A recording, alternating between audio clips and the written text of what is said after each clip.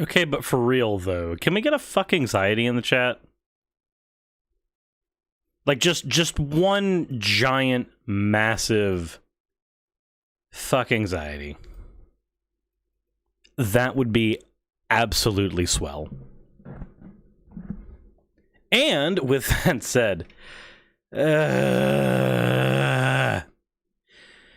how's everyone doing? I am trying to function today, but that's not going as well as I wanted it to originally, but it's fine. We will manage. We will manage. So, how are all you doing today? It is Monday. Everybody's weeks have officially started in some capacity or another. It blows ass. But it's okay. We are all gonna make it through this shit together. And if not, then we'll die trying. You know, that's the worst that could happen. So, you need to find articles on immigration policies in Sweden. Fair. Practicing music at the time. Oh yeah, music. That's a thing we probably should do. Let's go ahead and beep. You know what? Music. There we are. We'll just have some nice, relaxing.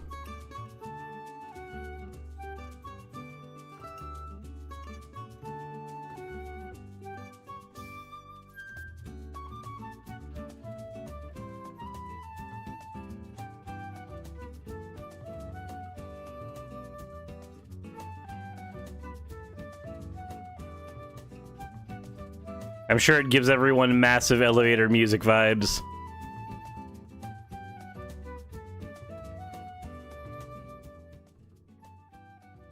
There we go.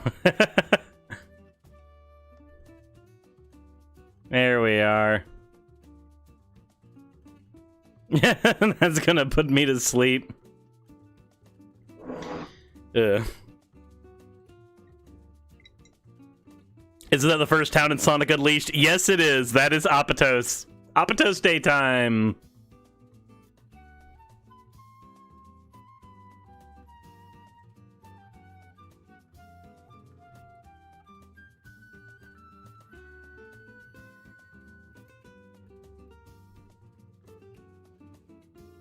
We get ear wiggles with it.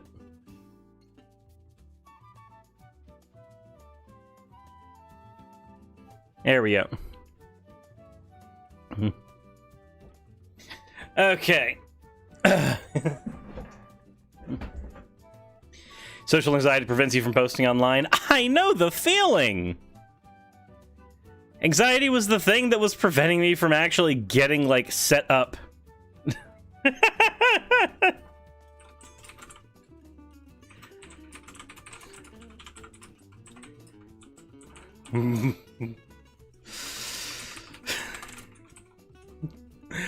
I also apparently have been told that somebody we all know and love wants to beat me up. So, okay. Defeat social anxiety by using a chainsaw. Yes! Exactly. So, there's a couple things. Couple things that we need to go over real quick before we continue on with the stream.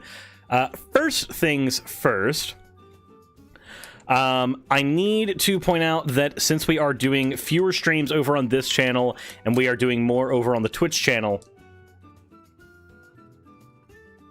I'm trying to figure out a way to better monetize the streams over on this end. Beat you up sounds kinky.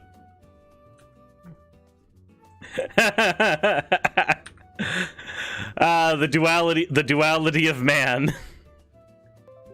Beat you up sounds kinky, and also I could still beat you up, Cirrus. I mean,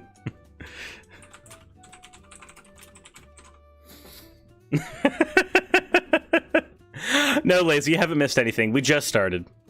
We just started there.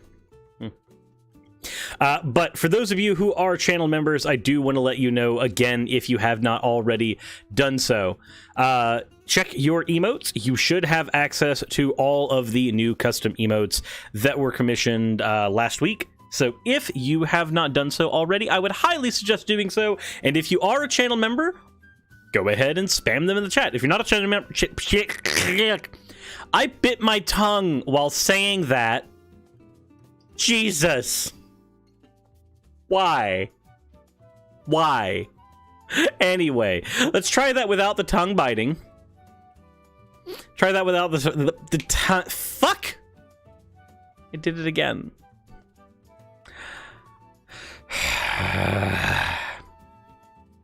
Damn it. Anyway, let's try that again. Fuck. Hot. Channel Pup. My GF, why are you watching e-girls now? Relax, it's only Cirrus. Ah, yes. #1 e-girl content right here. 10 out of 10.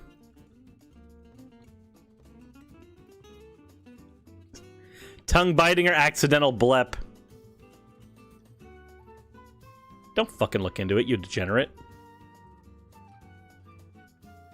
Tongue biting saying, oh my god! Every single one of you in the chat. Every single one of you are degenerates. Everyone. Holy shit.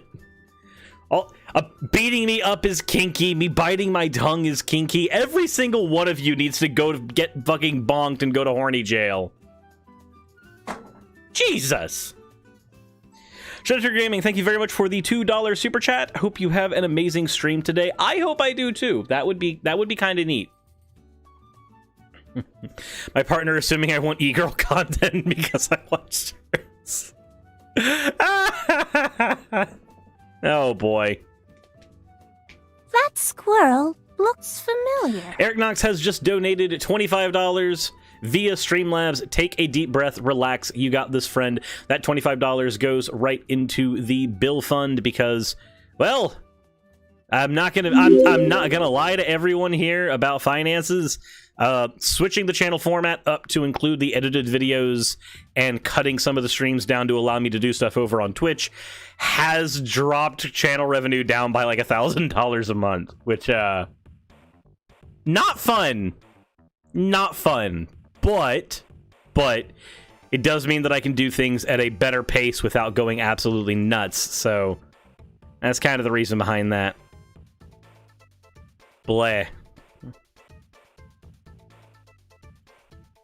Give me a second to go to OBS and lower the volume real quick on certain things. Holy shit. Please, volume. I wish to lower you. There we go. Thank you very much, Jesse Shoutout. Kaitlin Bennet spouting BS on Twitter. Behold my shocked face. Channel Bub says, I may not feel the need to be violent if you were to play Faded Hills. Let's see. Do I even have it in this folder? Hold on.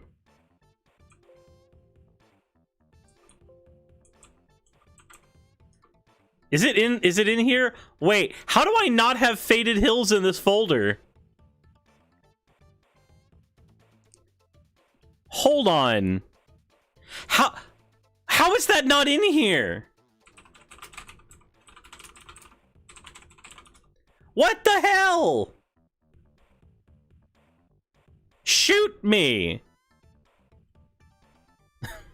I don't know why that's not in here.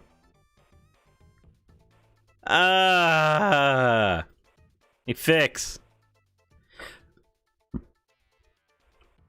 Faded Hills should be in every folder.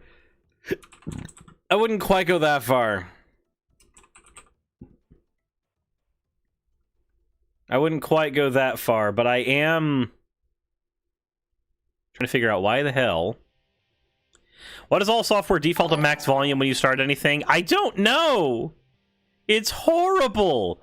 Thank you very much, Eric Knox, for becoming a sponsor. You now have access to all the different emotes. Please feel free to spam them in the chat to make other people jealous of the fact that you can now OWO.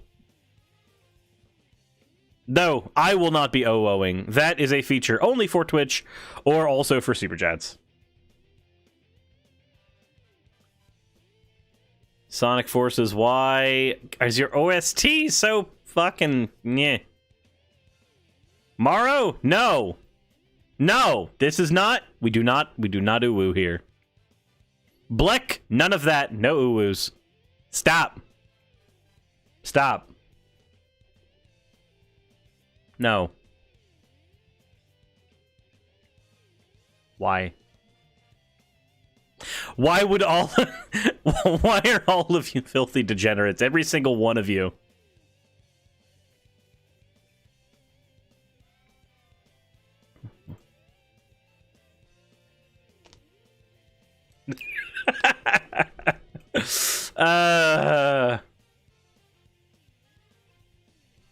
Ooist of woos? Nope. OWO only zone. This is an OWO only zone. Said you're a clean degenerate, thank you. Okay, look, you may have showered, and that may prevent you from losing everything on the outside, but realistically, you cannot scrub away the sin on the inside. It is impossible.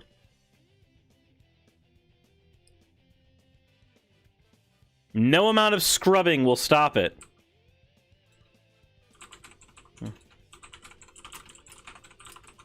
Can you please talk about shit about Nick and Wayne, who we definitely never will be collaborating with in any form?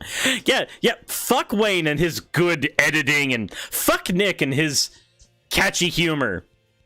Fuck him. The better YouTubers than me? Assholes.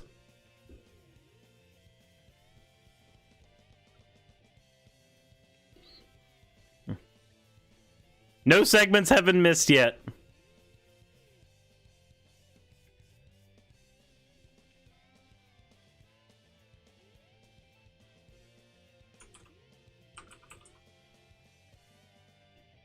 There we go. We'll have the Sonic Forces stuff here in a sec. And it'll be fine. Do.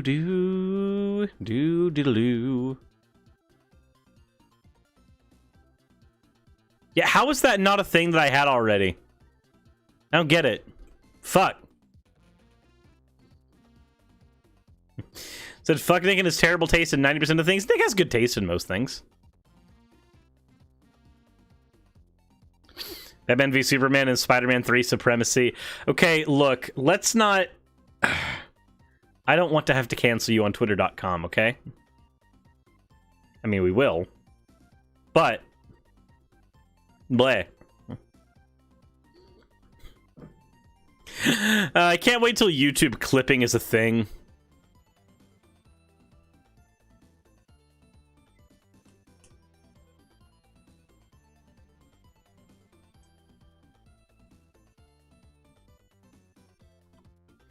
It's time to engage in the truth that Spider-Man 3 and Batman v Superman are superb movies. No. Spider-Man is Marvel and the other two are DC. Oh, okay, that's just part of a conversation. Small collection of small knives. Oh, whoa, what's this? Thank you, small collection of small knives. I'm glad to know that you are on the right side of history. Boy, sure would be a shame if somebody here wasn't. Fucking uwu generates.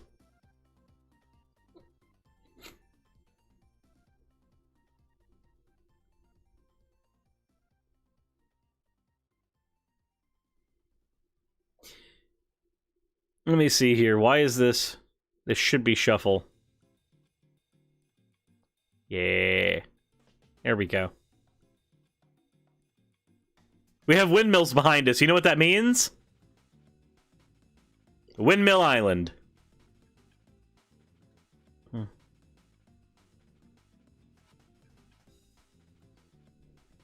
Said, no, punish me, Nyaddy? What? Frickin' dweeb. Take the D out of your name. You're now a frickin' weeb. Take it out. Take it out.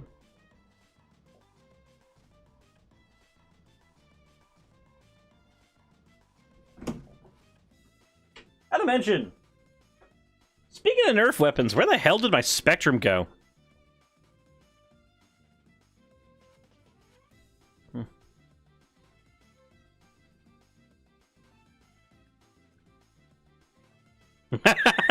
That's the only place we're taking the D out.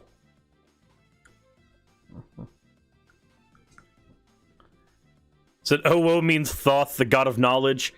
Oh, cool. Glad to know that the god of knowledge is on our side.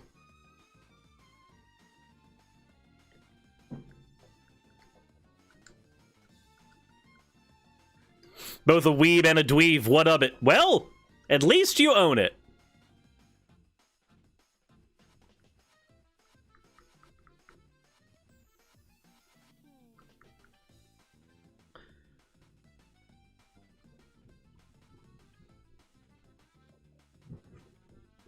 We're all weebs, and as a weeb, fuck weebs.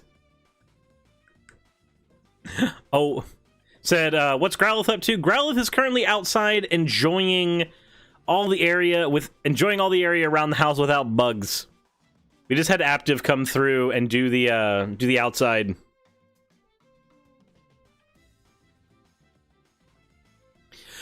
Realize Vulcan might be too big to fit in a P.O. box. So the thing is, Eric, any item that does not fit in a P.O. box will automatically be put behind the counter. Have I seen the controversy between Lil Nas and Christians today? I have, but I don't, unless we've got like an article or a video to look at specifically, I'm not going to comment on it over and above what I'm going to make comments on where Kaitlin Bennett's concerned. And yes, I heard that my governor signed the voter suppression law. I actually should do a piece on that, not gonna lie.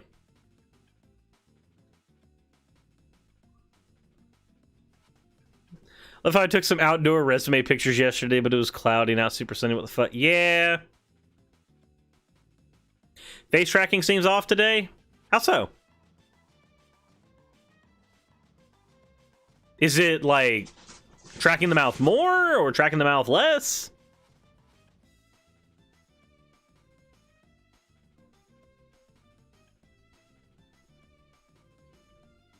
Like,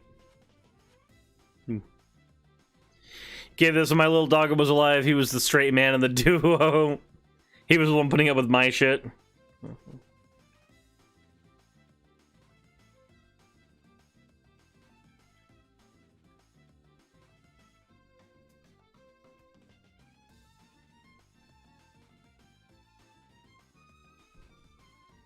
Wow, that was a weird comment.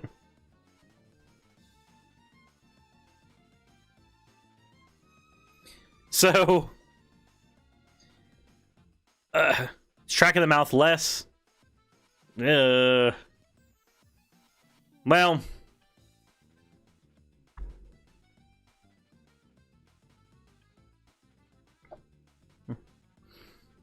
so here's the deal with the mouth tracking.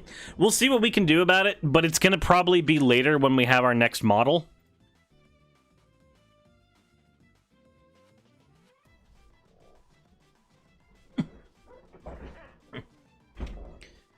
Oh, Renita-chan has come through with a whole bunch, a whole bunch of tweets where Lil Nas is concerned, so I might actually be able to take some of this on a little bit, potentially.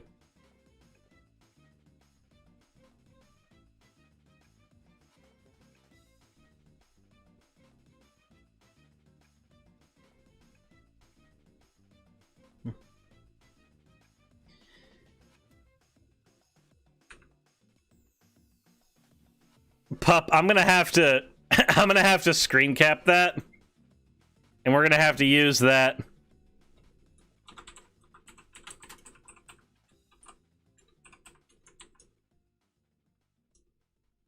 There we go. I have now taken your thing.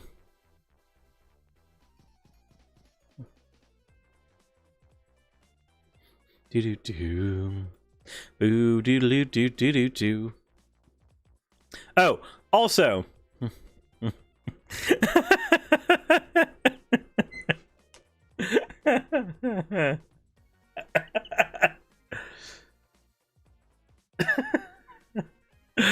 Okay.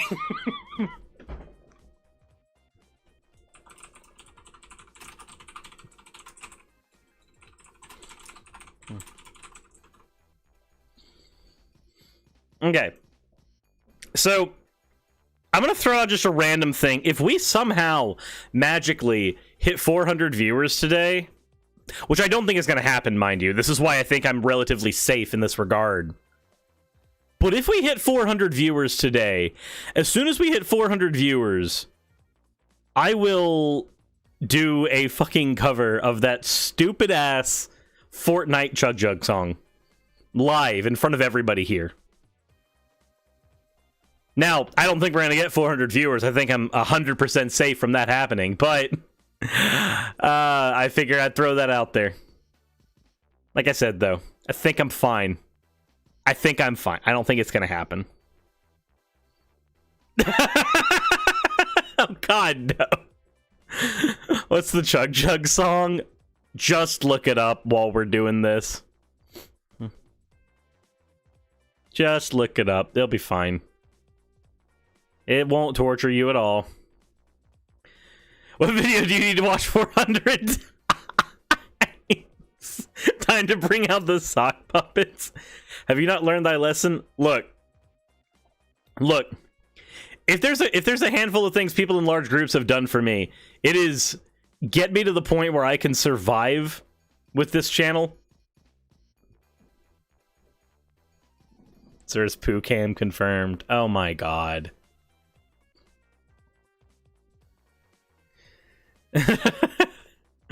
You have 30 alt account. Oh god, fucking damn it. Well, we're at 136 viewers right now. So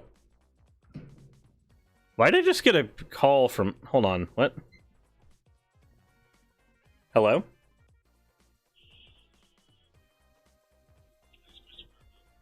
May I ask who's calling and why?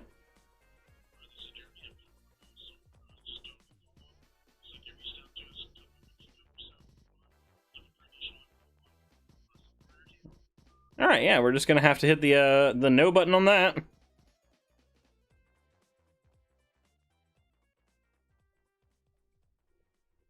Fuck that shit.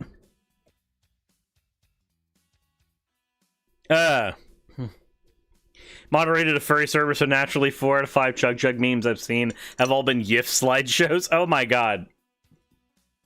It was a call from a solar power company that I reached out to a while ago. If memory serves, my memory's garbage without notes.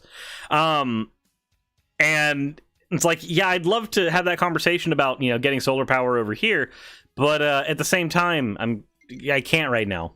I'm kind of doing this. I've also got too much on my plate because the city of Noonan got destroyed just north of me.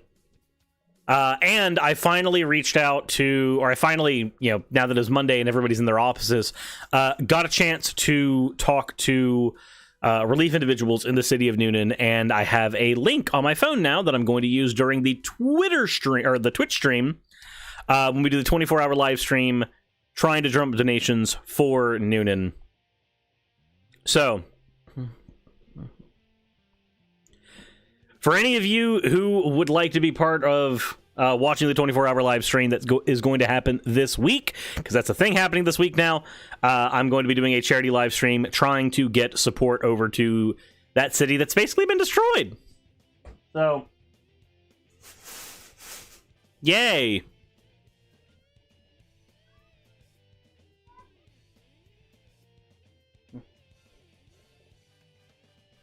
Now, even with Noonan being as farked up and weird as it is, doesn't need to be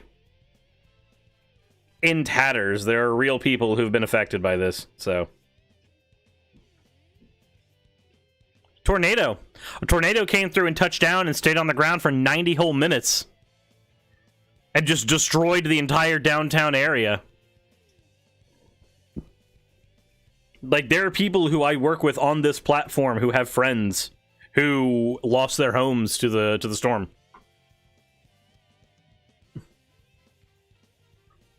That if the storm had been on ground for a little while longer, it would have hit Metro Atlanta. Yep.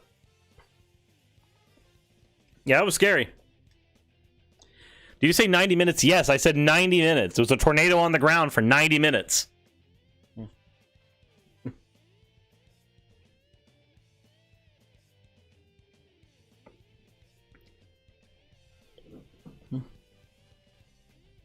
destroyed everything.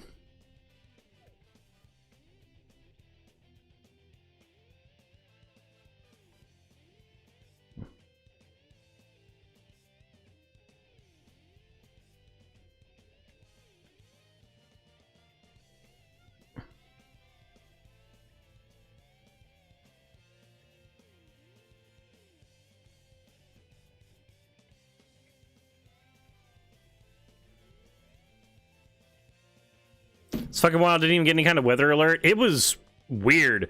Like, I knew we were getting bad storms, and I knew that it was getting bad, like, around Ranger. But still. With that said, let's go ahead and let me hit buttons. Make sure that I'm all caught up on all the buttons I'm hitting. Beep, beep, beep, beep, beep, beep, beep, beep.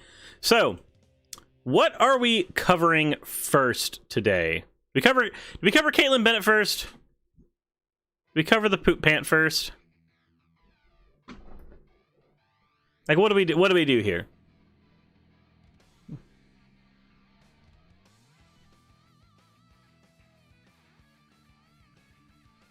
Also, what is this? No.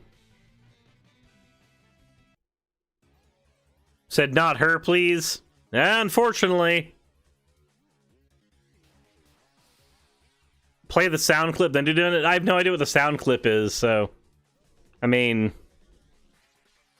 Meh?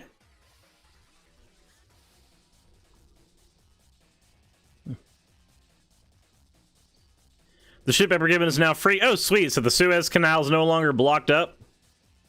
Good, good.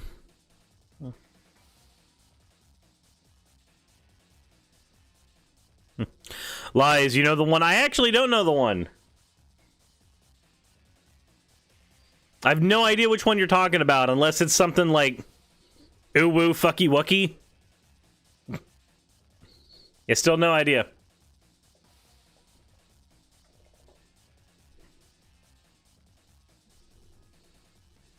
Oh, I know which one you're talking about.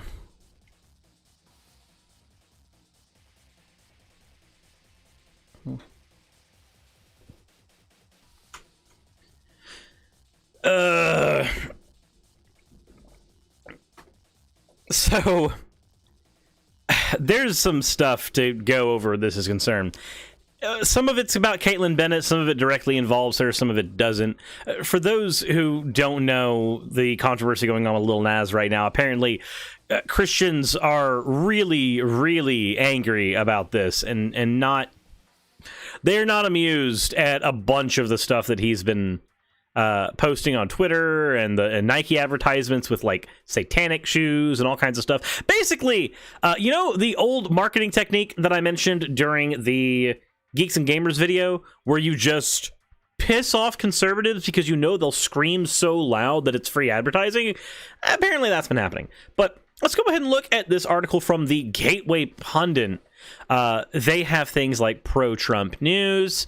They have things like Lil Nas is evil, and you know, so we're gonna get some unbiased, really, really well-researched deductive journalism here. This is by Cassandra Fairbanks, who Kaitlin Bennet has been retweeting a crap ton recently. So let's go ahead and see what they say in this particular article. Why? Oh my god, this is formatted so poorly. Why is this formatted so poorly?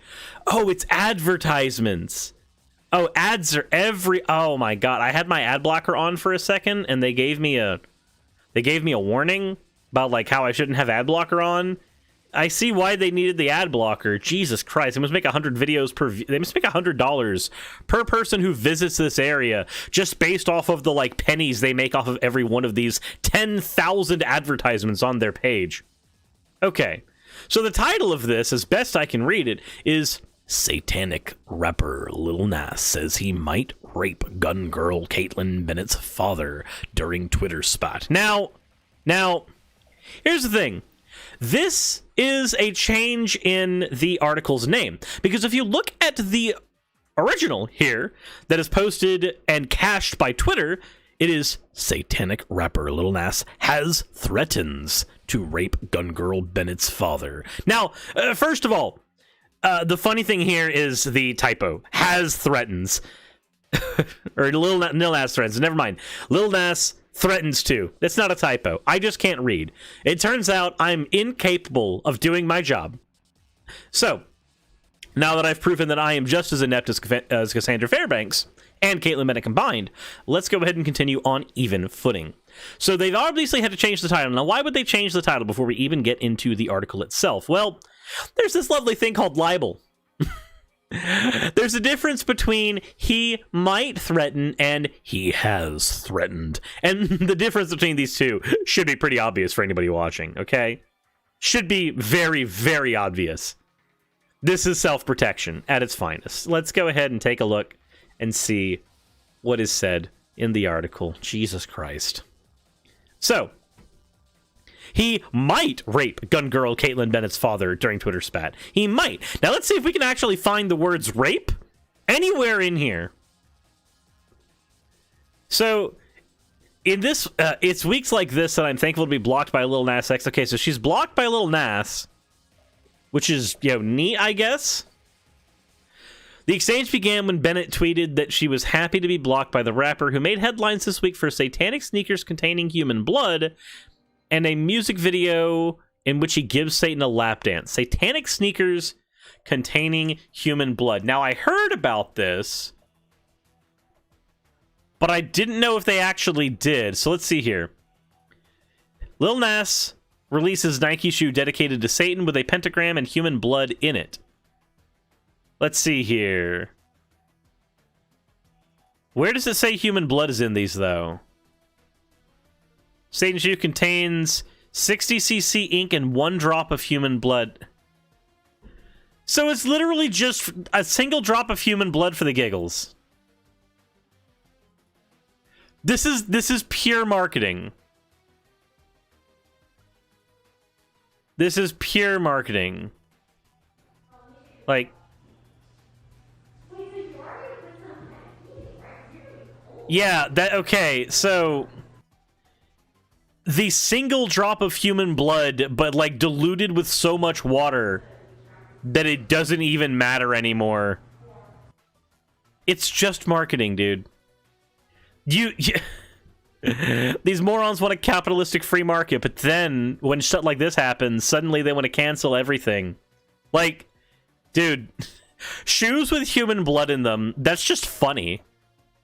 They know they know what they're doing. They are marketing against, they're marketing utilizing the incredibly loud voices of the people who never left the satanic panic.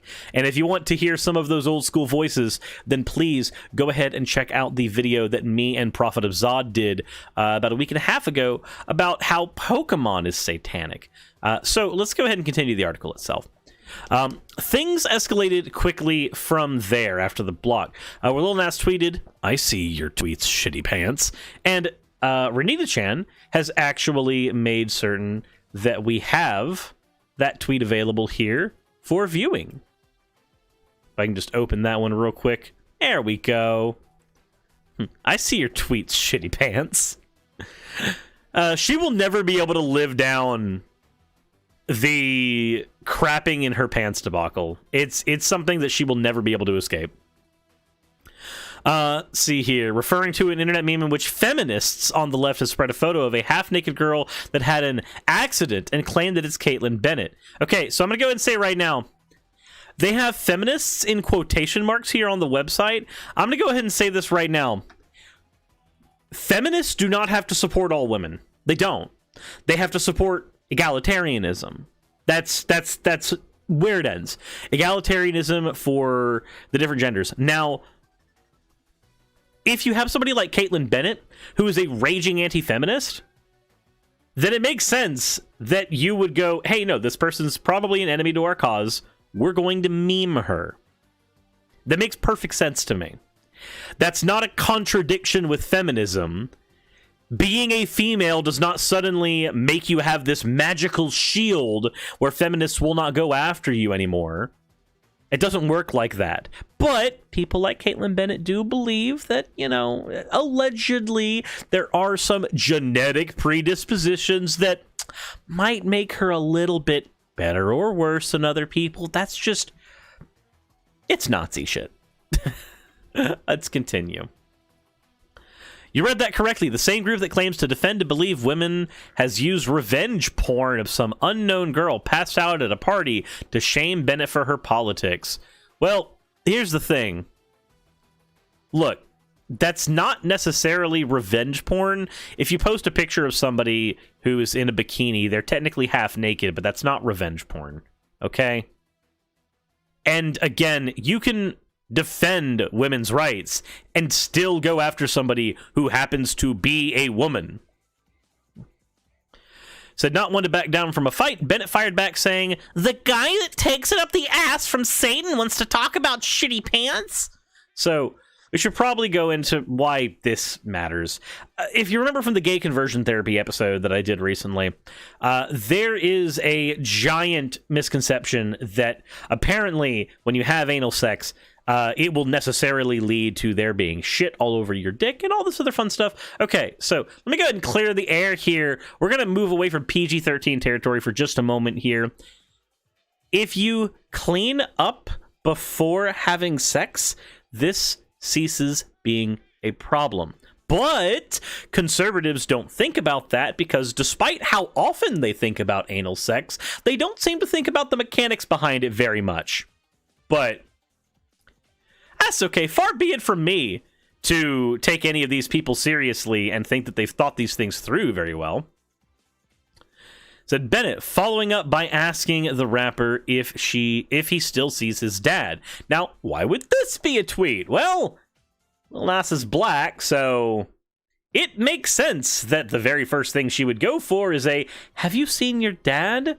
You know, bit of racism there. Remember, Kaitlin Bennet's not racist, but he's perfectly fine engaging in that rhetoric if it appeals for her audience, and it does.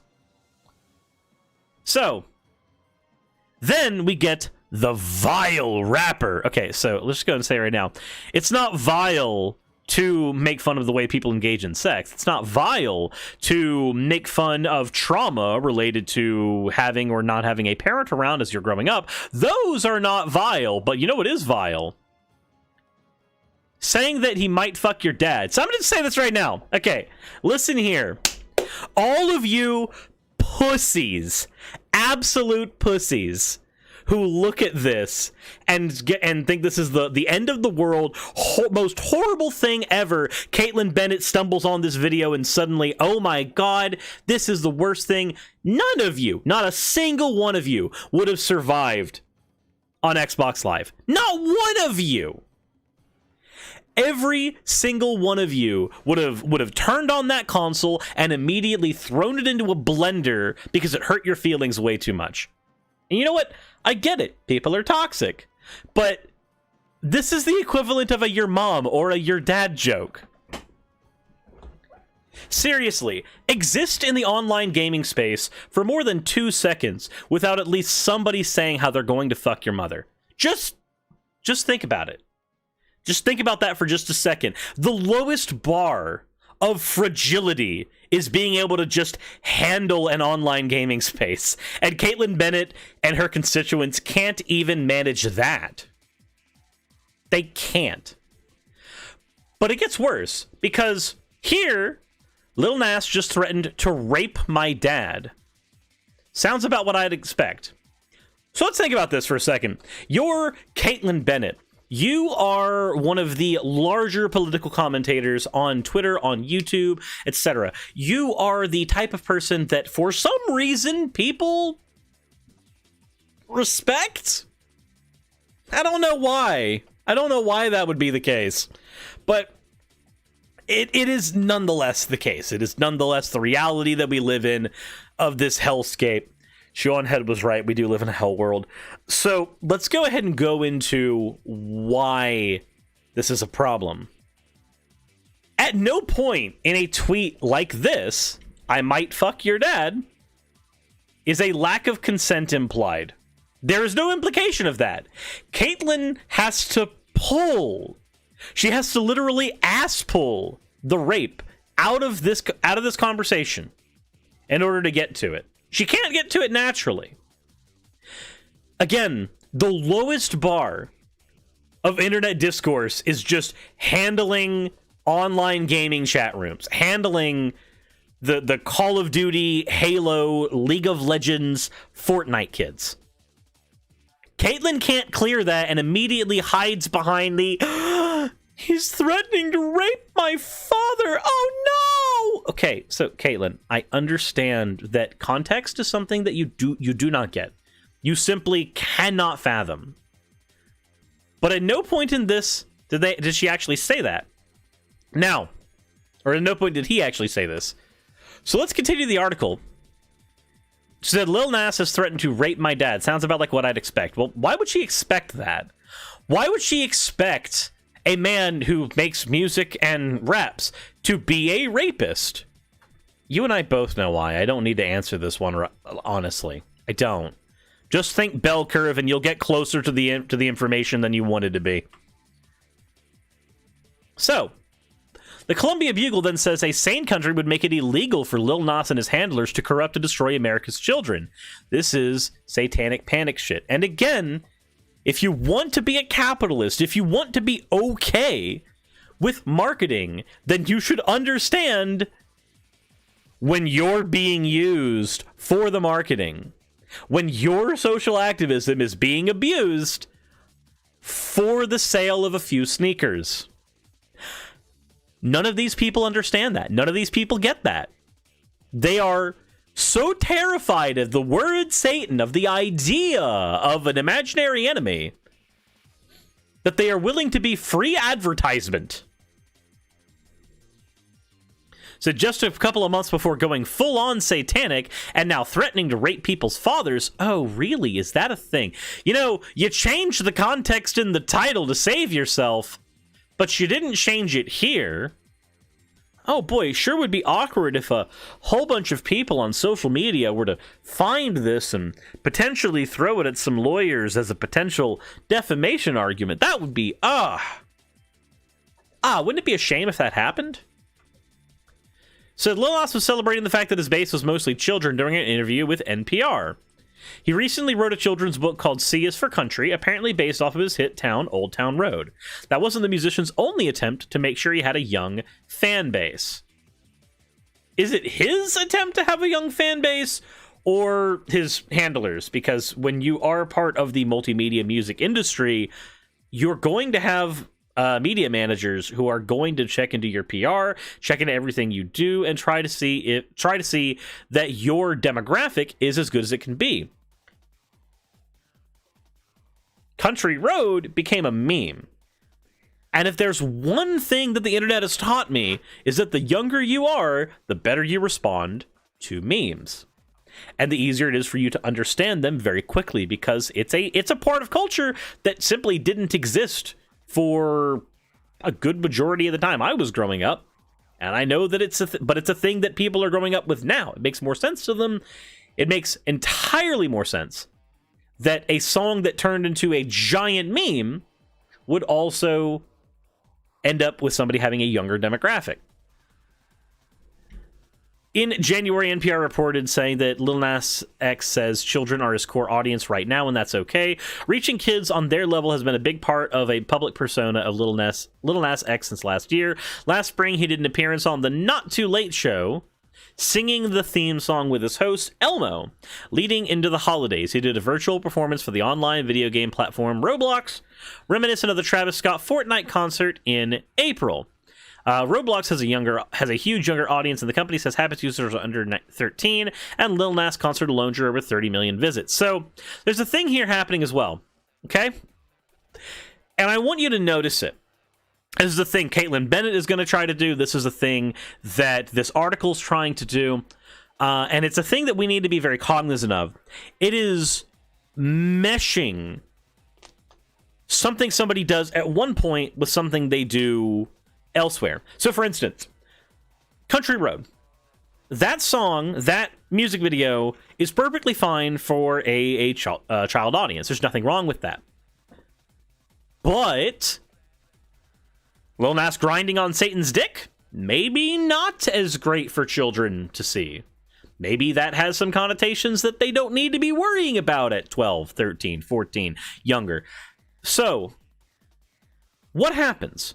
We, as adults with functioning brains, would go, well, he's obviously producing content that is for children, and then some content that is not for children. Because, again, we are adults with functioning brains. Just as if there is an actor in Hollywood who does a part for a Pixar movie as a voice actor, but then goes and does a part for a rated R movie with sex scenes, we understand, as functioning adults, that this is an artist who is doing something for children and then doing something for adults. These are two separate ventures with two separate audiences.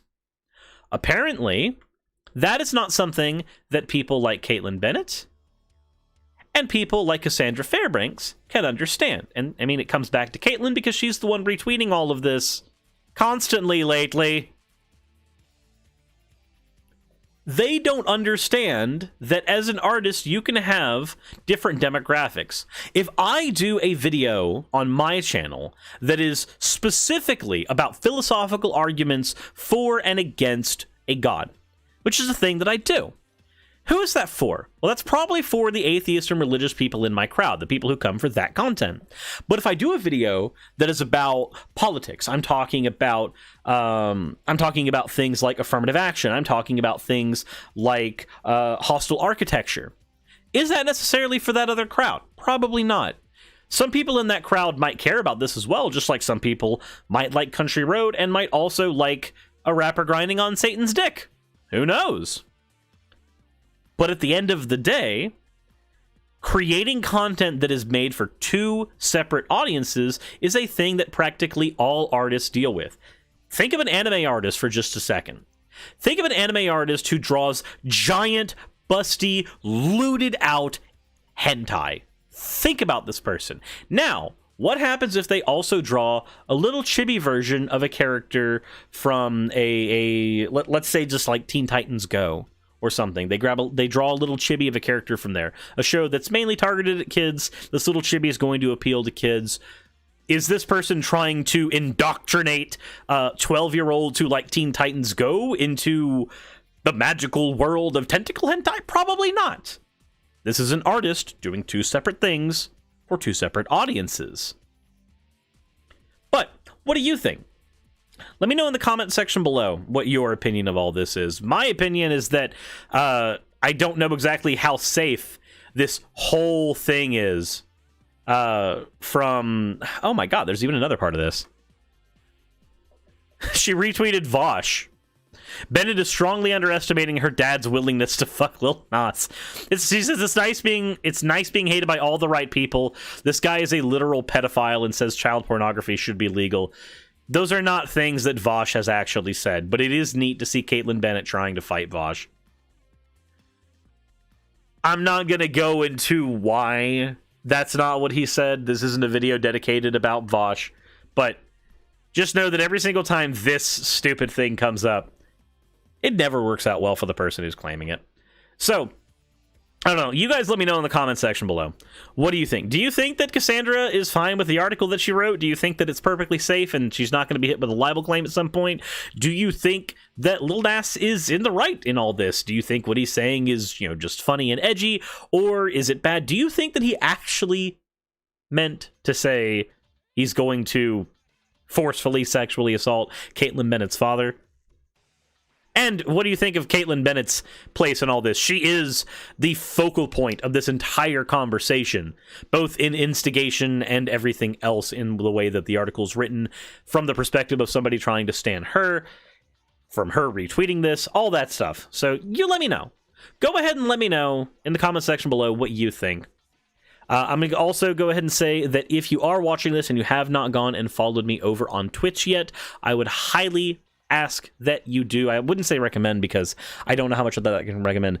But speaking of creating content for different people, for different platforms, I am streaming more often over on Twitch, doing video game streams, trying to do stuff with other VTubers. So if that is a thing that you want to see and you would enjoy, please go follow me over at Twitch. There's a link in the description. And as always, everyone, thank you for watching. Thank you for supporting what I do. And insert into video tagline here.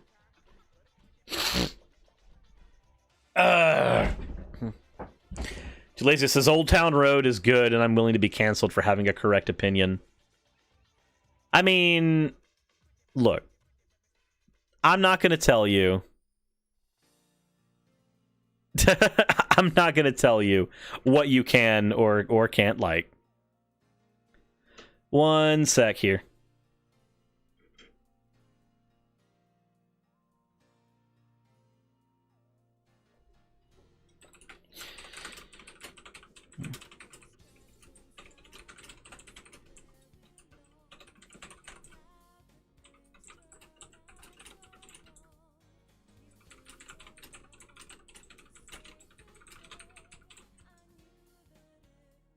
Okay. Said Cyrus was watching you while doing term homework. Oh, cool. Yeah, how dare you call me a functioning adult? I mean, okay, fine. Dysfunction. All of us are functioning adults except for Yab. You are dysfunctional. There you go. Is that what you needed? If that's what you needed, then we're here. We're good. How's it going, Kitsu? Everything is going all right on my end. Could be better. Started today with some very severe social anxiety. Not really social anxiety, just anxiety in general. I don't know if it was social or not. But it seems to be functioning, like, at least at a moderately, like, I can function. That's what I'm trying to say. I can function, and that is what matters right now. I always love seeing seriously feels just so much more human. It actually shows his non-YouTube like life in the videos. Oh, see, General Arctic Fox says, I always love seeing his live streams. Sirs always just feels so much more human and actually shows his non-YouTube like life in the videos. Well, I try to. The idea is that in edited content, you should get as academic a version of me as possible, and in non-edited content, you should get as human a version of me as possible. Ideally. Splinky D says, different audiences. As an adult content creator, it's hard to switch gears and do G-rated stuff. People will associate the 18 stuff with me. I have a soft spot for kids and not that way. No, that's fair enough. I can understand it being hard to switch gears for some people. Like, for me, it's hard to switch out of politics. Whenever I'm on Twitch, I have to, like, mentally tell myself, okay, we're not talking about exploitation of the working class today, guys. It's sometimes hard to convince myself that that's a thing I need to be doing there. Am I getting the vaccine? Yes, I just need to get it scheduled. We haven't scheduled yet. He puts the bread down over there.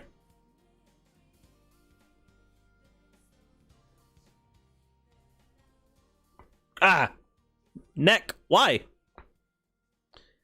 Neck, why? Alright, give me just a sec. I will AFK for a sec, and then we will get into the next topic when I come back. Give me just a moment. I shall return.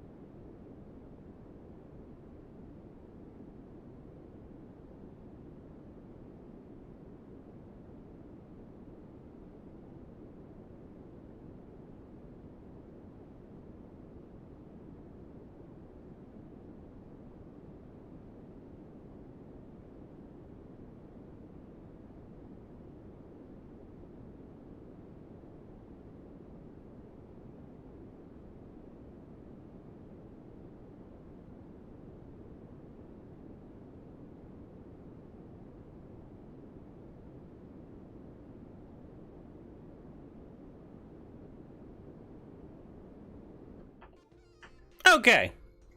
And back. Ah, whew.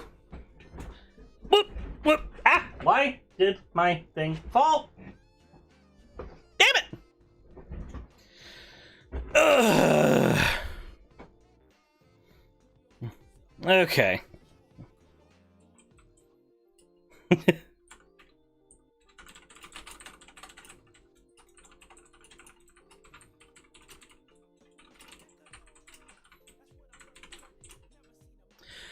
Okay, yeah, so I have a wrist rest that allows me to do what I do for long periods of time without, like, straining myself. And it fell on the ground as soon as I hopped back onto the stream. And just, That's upsetting. That wasn't my mouth making clicking noises, that was me typing. I was typing. Jeebus, you guys. I don't talk like this. Like, hold on, let me just... It's not like I go...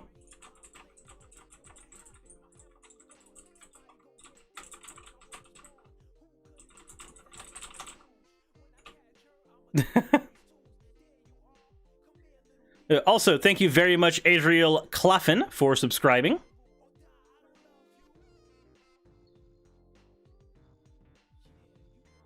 Your avatar makes the clicking noise. My avatar is the clicky noise.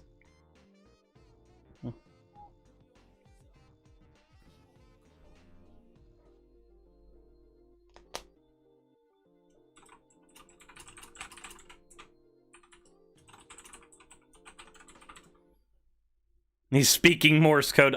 Yes, I'm totally speaking Morse code. Blue switches are unironically happiness. I got some red cherry switches on a keyboard like a few months ago, and I desperately had to switch back to blue switches. Blue switches make happy clicky click clacky clack click clickies. Never look at Tulip in the eye. Thank you, FlameyRocks87, for following over on Twitch. If you are watching over here and you did follow over there, thank you very much for that. Very much appreciated. If any of you are watching this and have not followed me over at Twitch, I will be doing the 24-hour live stream over there here in a couple days. Trying to drum up charity support for the city of Noonan after it got destroyed by a tornado. So if you want to help me with that, please hit the follow button. That would be greatly, greatly, greatly appreciated.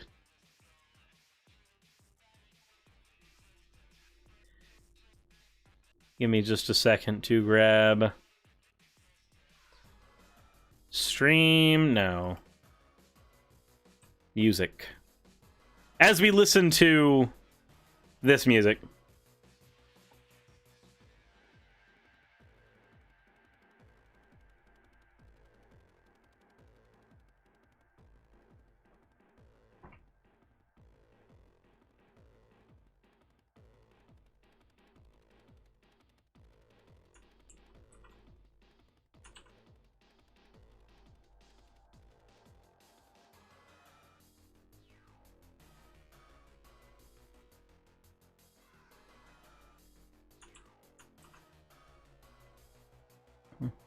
Squirrels are lethal, man. They can be. Wait, there's no music?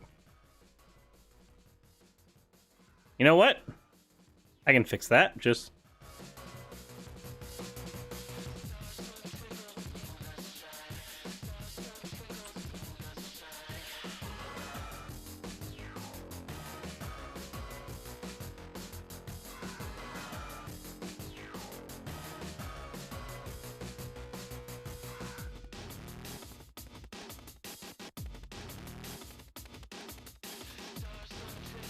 very low? Okay.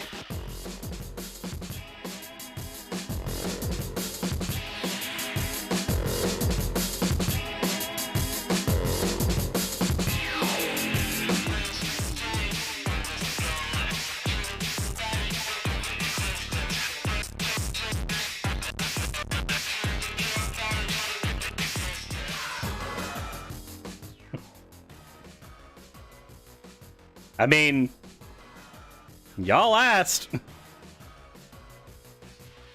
Like 10 people dropped off the stream immediately when I did that.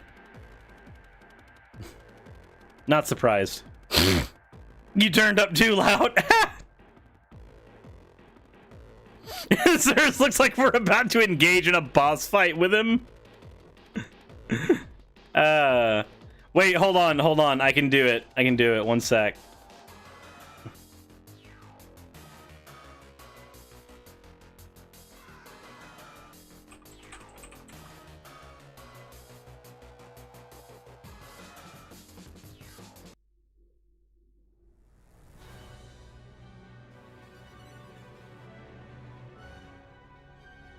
Now you're engaging in a boss fight with me.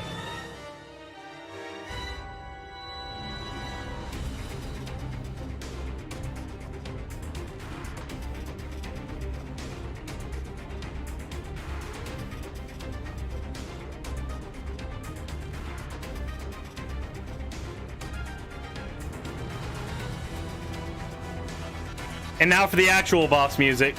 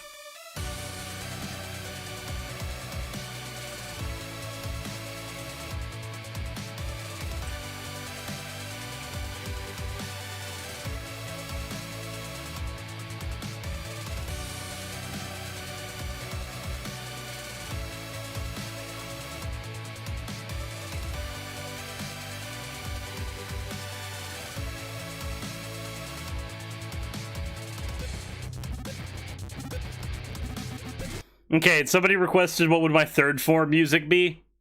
This.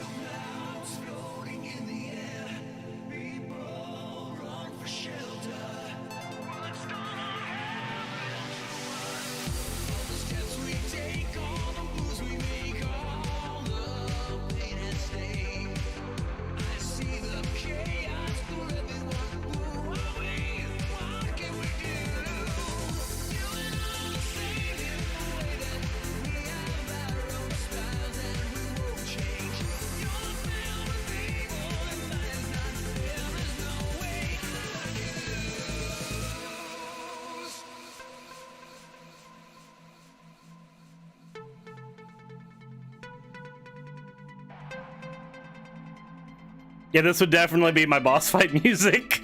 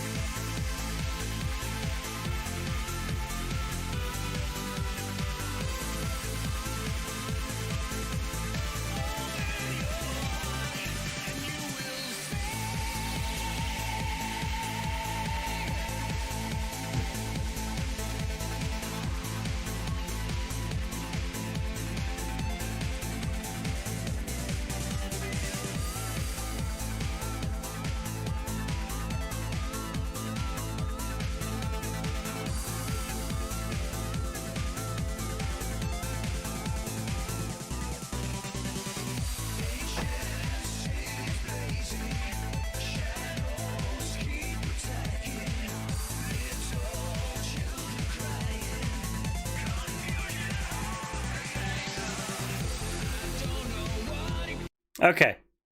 That's enough of that for now. I hate to end the... If anybody wants to listen to the whole thing for that, it is Open Your Heart K-Club remix. So for those who want to listen to the whole thing. Okay. So. Before we move on to the next topic, does anybody want to do a good deed? One good deed. Good deed time. Is that a thing that everybody's okay with?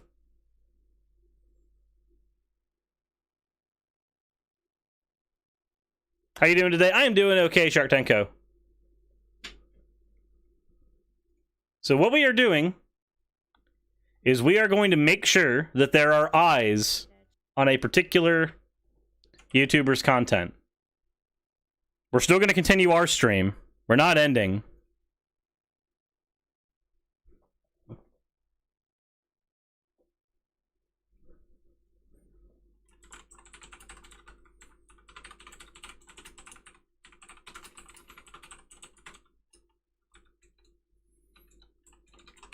Give me a second. Okay, so, here. For those who do not know, there is a person who makes my avatar. I know, shocking, right? Entirely shocking. Currently, they just started streaming 2 minutes ago, and they only have 4 viewers right now. Let's see if we can't fix that.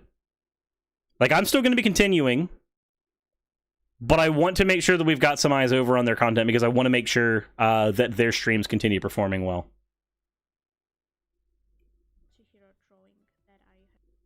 But this is Rimixen. She is the one who does the avatar for this channel.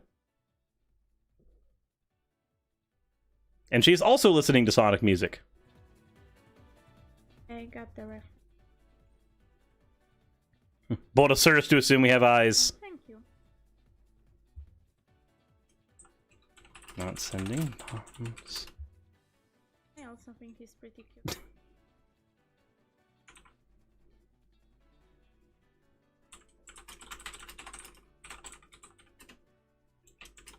We'll bomb the stream again. Let me see if I can pin the Can I pin a message? I think I can, right? Again? Oh my god.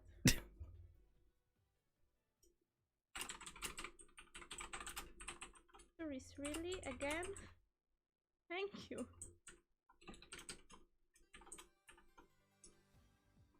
I was already streaming!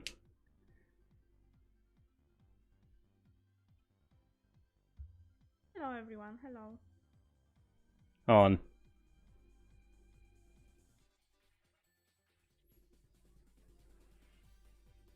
Give me a second.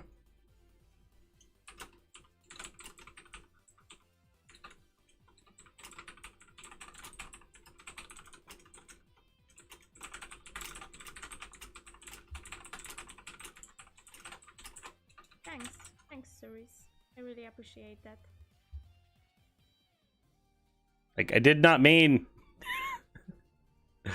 Okay, I'm hitting the like button over on their stream. In general, it's not gonna be too long because it's kinda late here and I'm a little bit sleepy. But as I said before, I'll try to do my best to do as many drawings as I can.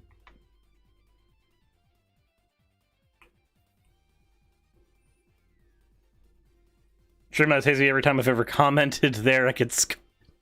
Jesus. That's awkward. It's a very nervous laugh. Nobody here is eyes. We have eyes. Nervous laugh. Nobody here is eyes.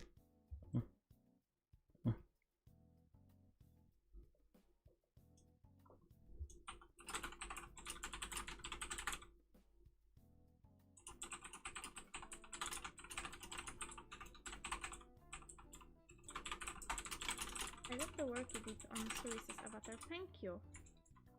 I'm actually really proud of that one. It's looking really nice. And just you wait for the full body. It's gonna look even better. Oh yeah, that's right. She's going to be doing a full body version of the avatar soon.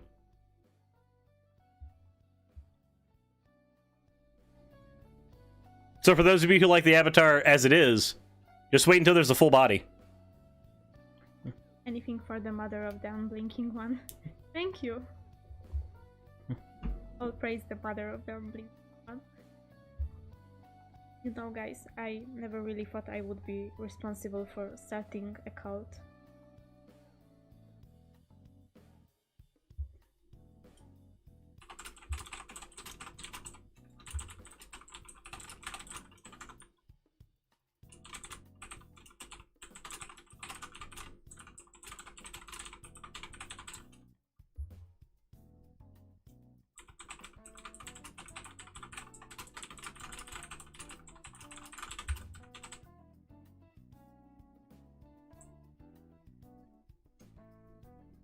Okay, I think this Chihiro is finished. It said Nekosaurus feet pics. Oh god. We can look at him for a little bit. I'm gonna pull up another reference picture.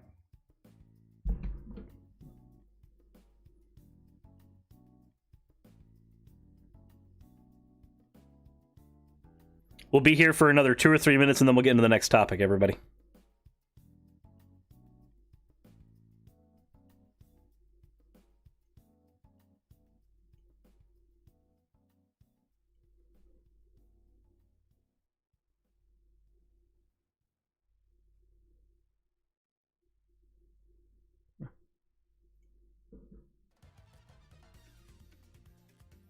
The Eye of Cthulhu has awoken. Oh, we're not doing Terraria yet. Okay, and let me read the chat for a little bit now.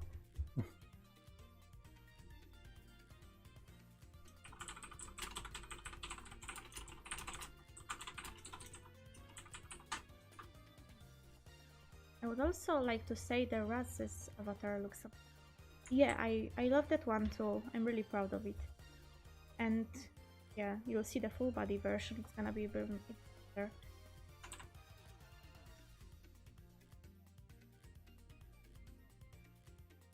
Here we go. Your art is amazing. Keep up the great work. Thank you so much. I love the drawing. Thank you. Let me go to another one.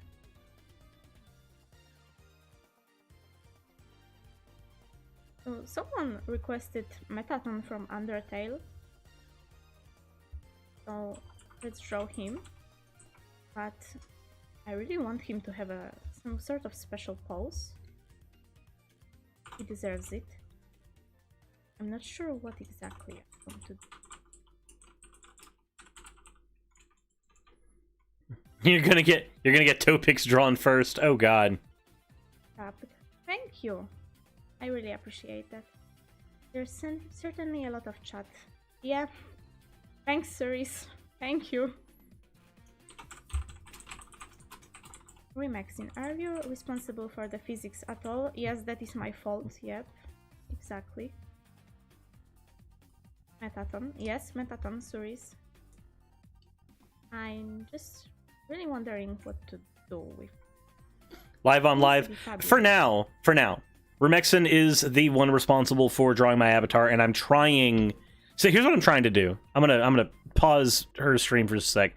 So what I'm trying to do is, when Rimixen did my avatar, she did mine and also Raz's at a much lower price than what most VTuber artists do.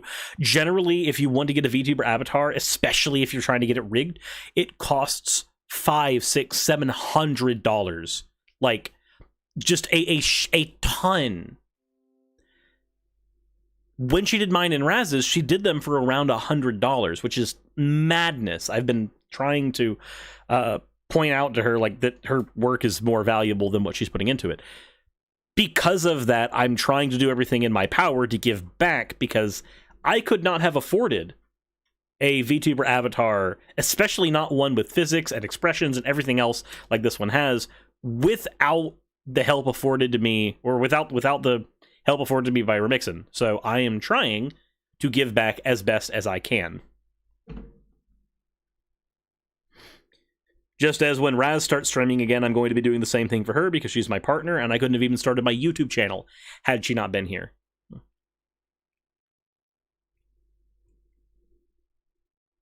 So,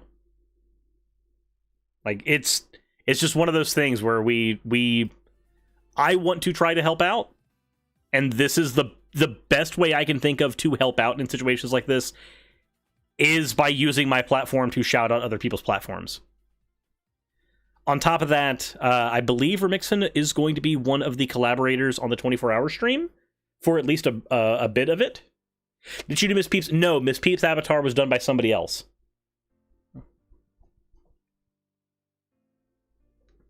Ow. Ow. The proportions need fixing, but Beep. the pose itself might... 24-hour live stream is going to be in a couple of days. The exact day I need to talk with Raz about to make sure that we've got the right one. I almost fell over laughing for some reason. Item 0. Yeah, I'm sorry for this. But also, you're welcome. So, I am hoping that... Oh, geez. I am getting... That is hunger sitting in. I'm going to do my best to ignore it. But I'm hoping that between collaborations and shoutouts and everything, I can try to help grow her channel to a point where she can do this more full-time, because it is hard to do YouTube full-time. Okay, this is a nice base, I think. I love your avatar, thank you. Actually, since I am my own mother, I can kinda change my outfits pretty easily. Need to work on them first. But I'd like to do that one day. Multiple outfits and multiple hairstyles.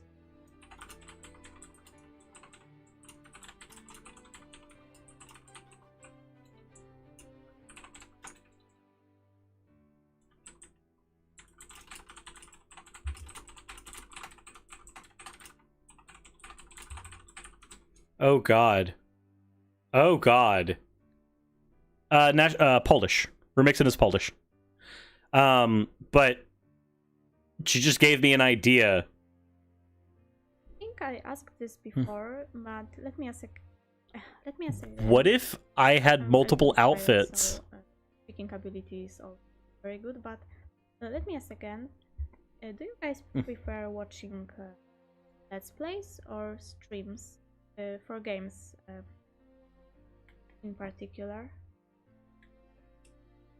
Like, I don't have the funding to commission multiple outfits and stuff yet, but if I did, know which one would wanna watch.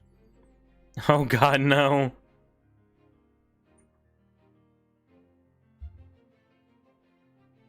Don't give me ideas. When I have money, I may be commissioning multiple outfits. Oh god. No, series, don't. Please. Please just don't. No. No, oh god. I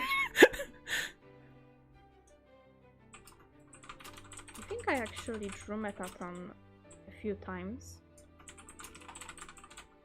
When I was into Undertale a lot. My art skills weren't very good back then.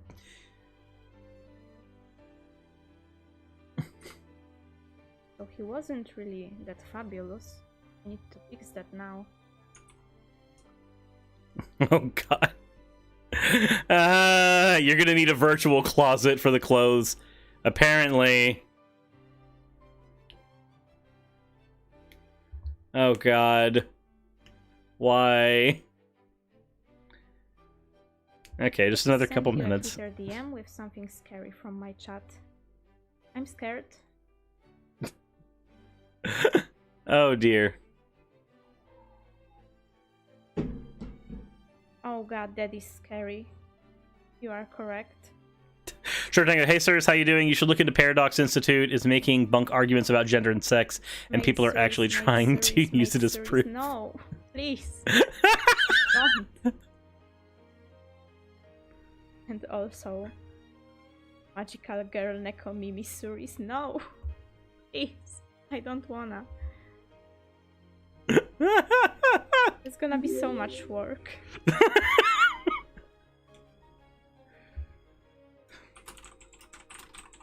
What drawing program are you using? So right now I'm using Paint Tool Side, but this program is kinda outdated. I'm just using it because I'm used to it, and I feel like the sketching is very smooth in it. Oh dear. But usually for the avatars that I make, I use Clip Studio Paint, which is a program you can buy, and it's not a subscription service, so I would recommend Clip Studio Paint.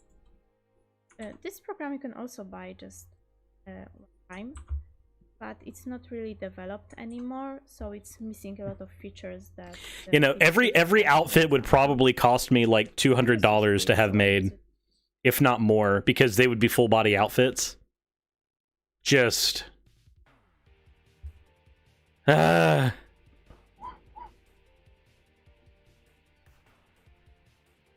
also like the ear flicks. Hair moves too. Yeah. I tried my best with it. Anthro Sylveon Cirrus? No, Anthro Sylveon stuff needs to go for Raz, not me. It turned out pretty good.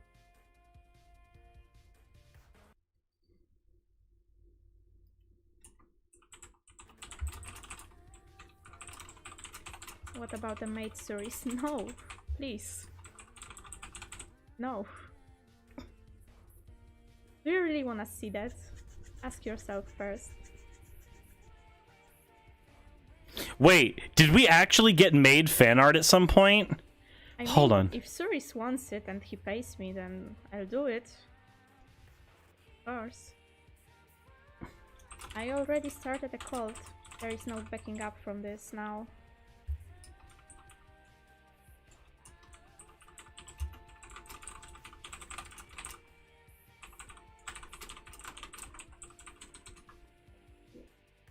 Okay, so apparently she just said on the stream she's okay.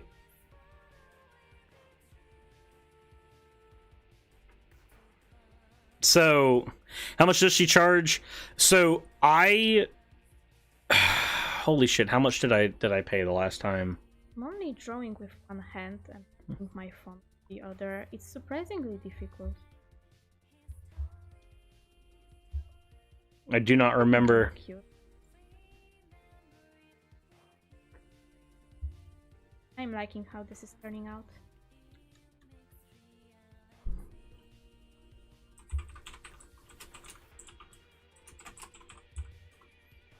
Officer Jenny Sirs? No.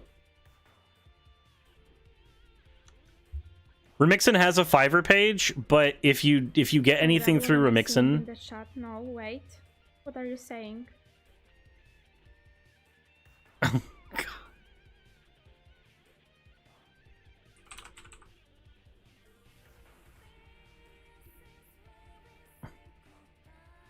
Tentacle attacks on Suris mate. No! Please stop it. It's terrifying.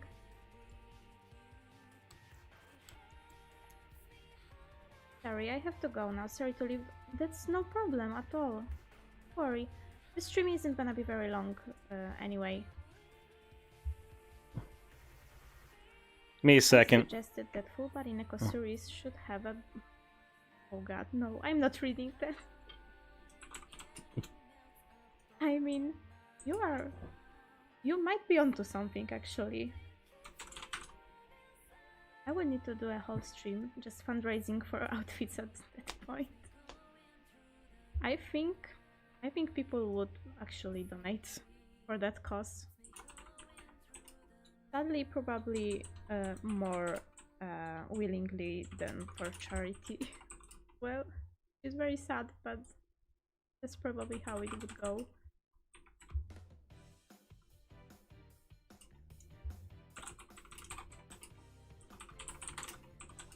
This eye might be a little bit too big, actually. No. Oh my god. Big, anyway.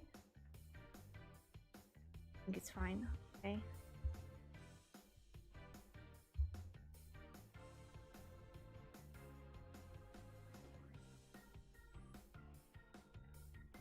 Hold on, where's my...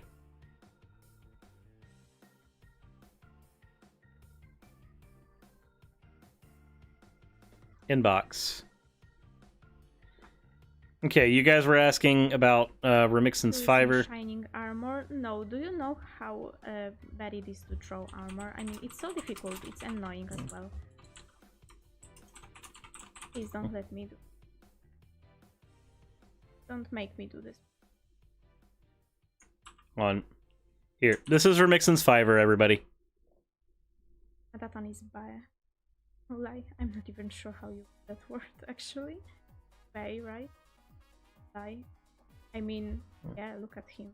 Had this expression.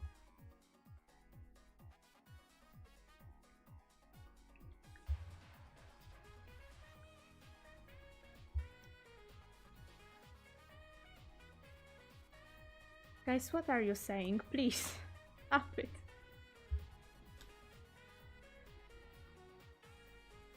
Fine, we can work out pricing. Guess I'm trapped in this hellscape now. You and me both, my friend. Okay. There is no way back.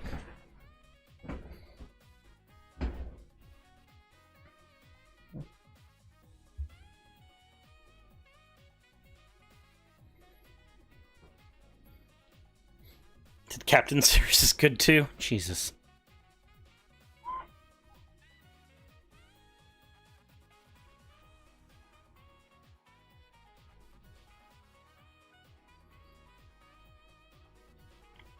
I dare you to make her blush as much as possible. No. No, I'm not gonna try to do that. Armor sucks to draw. No armor. Yes. Yes, I agree. Terrible. We're not gonna do that. I'm really busy with commissions. Yeah, I have a lot of them at the moment. I took way too much. I shouldn't have done that. Now I'm in trouble.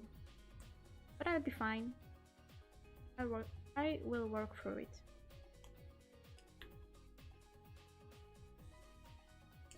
But after I'm done with those avatars, I will definitely need to slow down.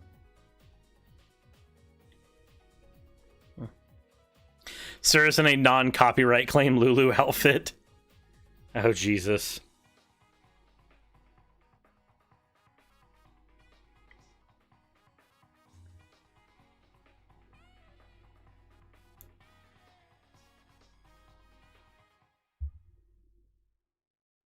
This is not... But overall, it's pretty good. It's a pretty good thing. Armor is extremely hard to draw. I know from experience. Yeah, me too. But when you do it right, it looks so good.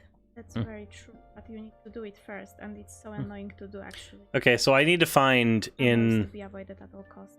Yep. Let's see here. Okay, no armor, but definitely a hammer. Hammer is fine, I think. I need to go to fan art real quick. It would be difficult to implement into the character, actually, I think. Like holding stuff? Never done that. Okay, did we ever get a magical... Did we ever get a maid, Cirrus? Would you hypothetically be able to make Series dual build 3 modded nerf guns and fire modded guns? I mean, technically it should be possible. I have never done anything like that, so it would take me some time to figure that out. And it would take a lot of money from Series for me to figure that out. And I'd rather not. Can't you just be happy with what you have already?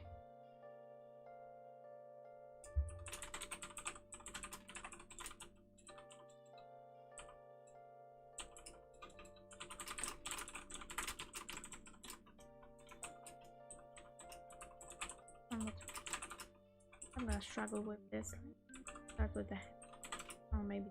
Ow, ow, ow, ow, ow, itchy, itchy, itchy, itchy.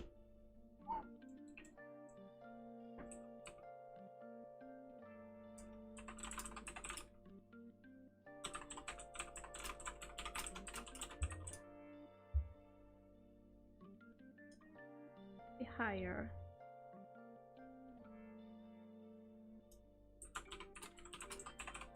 Better. Like, throw me off.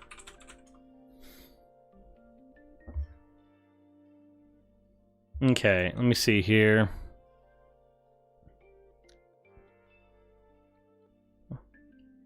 I could have sworn that we got a made version of Cirrus at some point.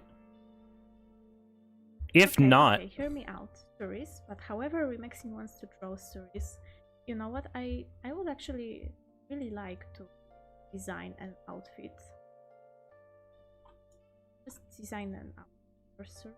I think it would be very fun for everyone. Let's see. Wait, I have... like designing a lot. So wait. So of all the time, of all the random ass fan art that has been submitted over the course of this channel's life, I cannot find a maid in any of this fan art. I'd be paying by the hour, so the time it takes to experiment would have. I'm comfortable with just outfits. Clear up a bit. That way you're not focused on work hours. Yeah, I'd appreciate that a lot because I have taken a lot of orders which have deadlines very close to each other. At the moment, I think my deadlines are like 8th of April and then the 12th, 13th again, then 16th and 21st. So they are all basically 2 days apart from each other, 2 or 3 days. And I basically have to do them way in advance if I want to finish everything. So yeah, I'm working on those now.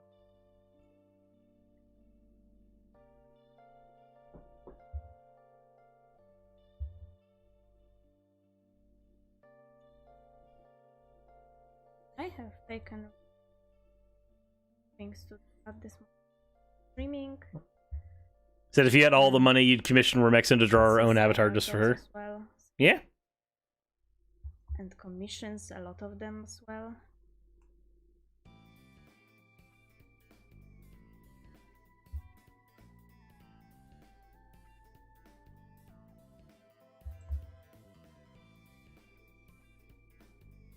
I'm kinda struggling in life at the moment, finding time to do everything.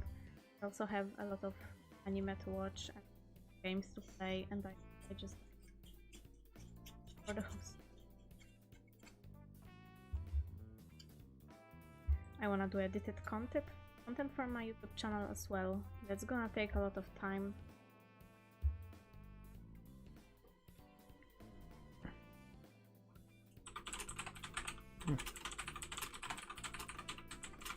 As a Final Fantasy character.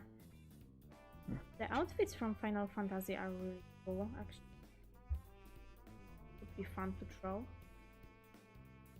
Like, can you imagine Cirrus in Tifa's outfit, for example? No. We're not doing me and Tifa's outfit. No. That's not happening. No. We don't mean to be mean to you, we like to torture Cirrus. I know, I noticed. That seems to be a trend, honestly. Even Raz does it. No. We're not doing Tifa. No. No. Oh my god. You guys, okay, look, if you want to be helpful, the best help you can do. Reading our chat like, yes, I could, but why? Yup. Exactly. Just why? Okay. Have you thought of the consequences of your actions?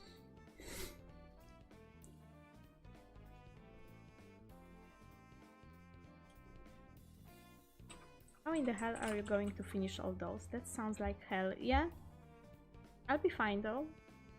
I'll find time.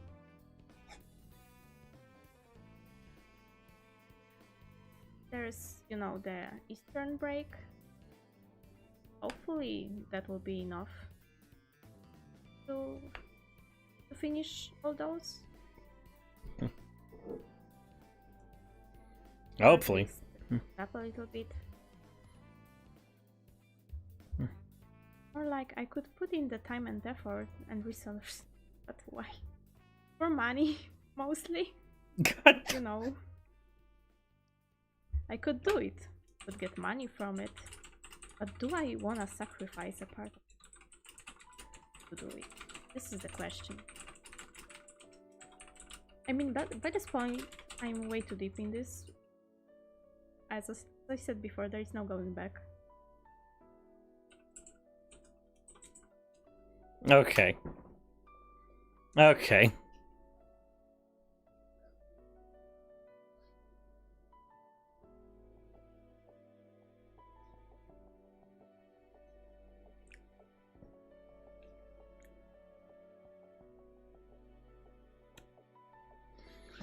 Okay.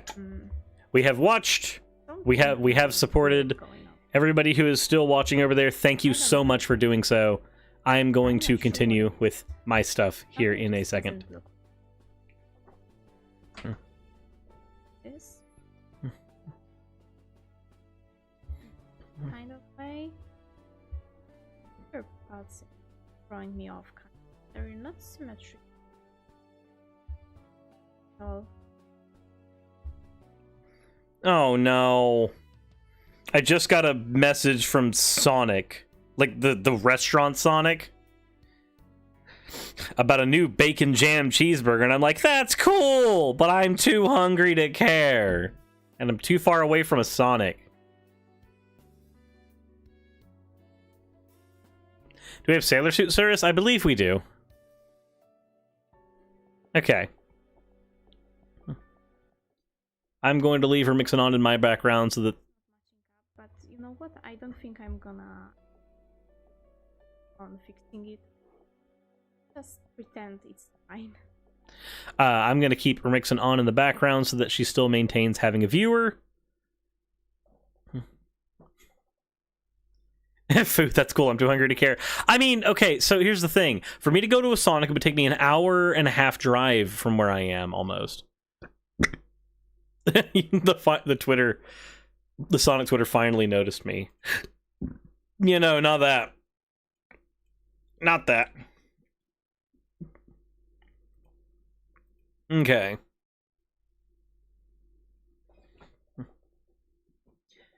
So, I guess that means that we're going to have to do... we've got the charity stream, but after the charity stream, we'll have to do a fundraiser to fund outfits. I guess.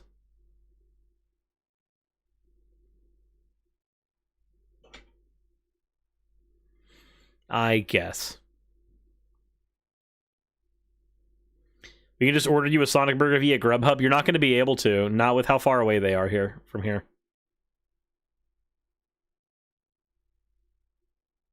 Ever been to Sonic the Hedgehog's Bake Sonic? Have you ever been sponsored by Dollar Shave Club? No, I haven't. But we are going to get into the next bit of content. So let me go ahead and get this fixed up real quick. Okay, and boop.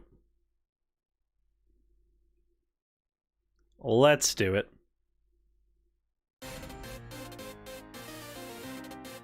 But first...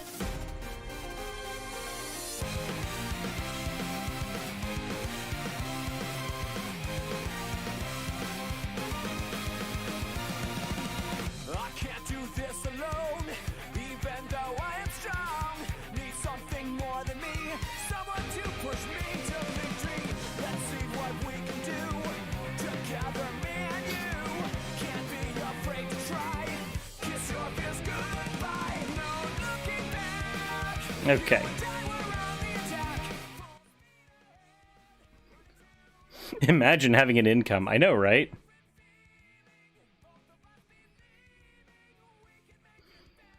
I'm never going to be able to achieve anything I really want. Well, I mean, neither am I. But we'll do our best. Just jump to the left and then wiggle to the right. Put our trust, standing united after the fight. Also, I told you guys I'd be safe. I told you guys that I would be safe from hitting 400 viewers. I purposefully sabotaged myself.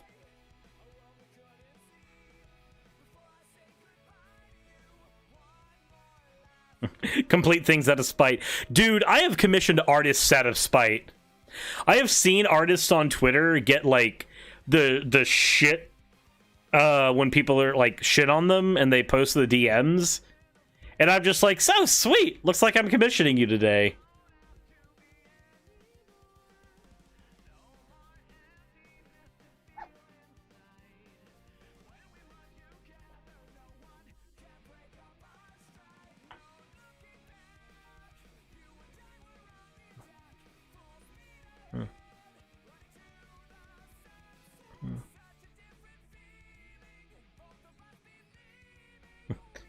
Juice.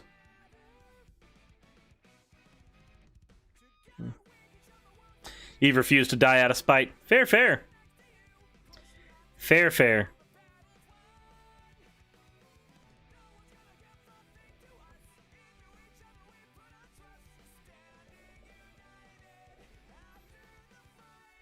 Alrighty. Is your area in Georgia more conservative? Oh, it's conservative. I live in conservative country.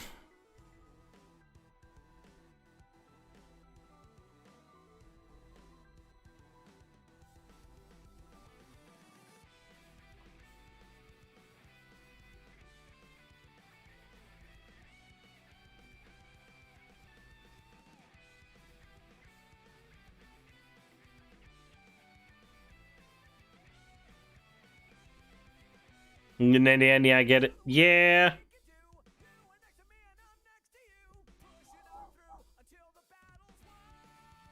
All right. I'm not going to say it's Moraville or anywhere else because I'm not going to say my city. That would be stupid.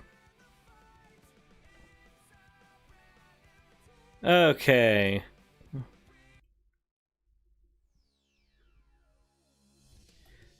Let's talk Christian nationalism. And who better to educate us on Christian nationalism than a Christian? This is Wretched Radio with Todd Friel. If you're a Christian and if you love your country, you're a Christian nationalist. This is Wretched Radio. These two words that are being bandied about lately sure seem to have been taking on a flavor that doesn't taste very good if you happen to be a Christian. It is a broadly defined term. It is everything from the people in the KKK, white supremacists, all the way to, you know, it was kind of nice when we said a Pledge of Allegiance and sang America the Beautiful. So, the first thing I'd have to ask here is, who is saying that people merely having the Pledge of Allegiance to America the Beautiful are being called Christian nationalists? Secondly, can we all take a moment to consider just the mere fact that the Pledge of Allegiance is creepy as hell? No, seriously, think about it. As a child, growing up in the United States, without having any context for the history of your country, or why you should care about it, or whether or not you're even aligned with its political values, we are indoctrinated to almost worship a flag. Just think about how creepy and cult-like that is. You're pledging allegiance to a country that you were merely born in. You have no affiliation with this aside from the geographical location that you happened to pop out of your mom's vagoo into. And yet, there's that. So I'm not going to say that all Christians who want to do the Pledge of Allegiance to the flag, I'm not going to call them all Christian nationalists. That's silly. But what I am going to say is, it's really creepy. Like, on its own, it's really creepy. Just, eh. So, Todd, tell us about this Christian nationalism. Congratulations. If you are anywhere in that spectrum, you're a Christian nationalist, and that means you're dangerous. Can you give an example of somebody who's saying that? That'd be great. That'd be helpful. Delusional, and you are an enemy of the state. Can we talk about how nationalists becoming the enemy of the state is a really weird vibe? Just really freaking strange. Bill Maher, I think in his monologue, he represents exactly what is happening in our culture, probably started in academia, with the shifting in attitude toward Christians and the moniker. So I like how he says probably started in academia, because if there's one thing that I've learned from the conservative Christian base in the United States, it's that by and large, they are very anti-intellectual. Just this passing admission to me reads as the education bad kind of thing. That may not be what Todd is trying to say, but it wouldn't exactly ring untrue to me if that was actually what his opinion was, what he was trying to get across, or at least what he was trying to signal to his audience. I don't know what's in his heart of hearts, but that sounded weird to me. Monikers are very important.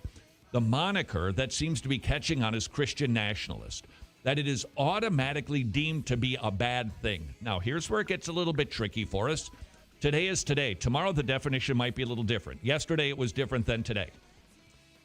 Are you somebody who loves the country and is a Christian? You need to be aware that you could be branded, and I mean branded, a Christian nationalist, and that means you're delusional and dangerous. Again, who? Like, you mentioned Bill Maher, but you haven't given an example. We're so far having to take everything you're saying at face value. And I have kind of a problem with that. Like, I mean, I understand this is a radio station. Maybe bringing up examples isn't exactly the easiest thing to do all the time, but a direct quote could help.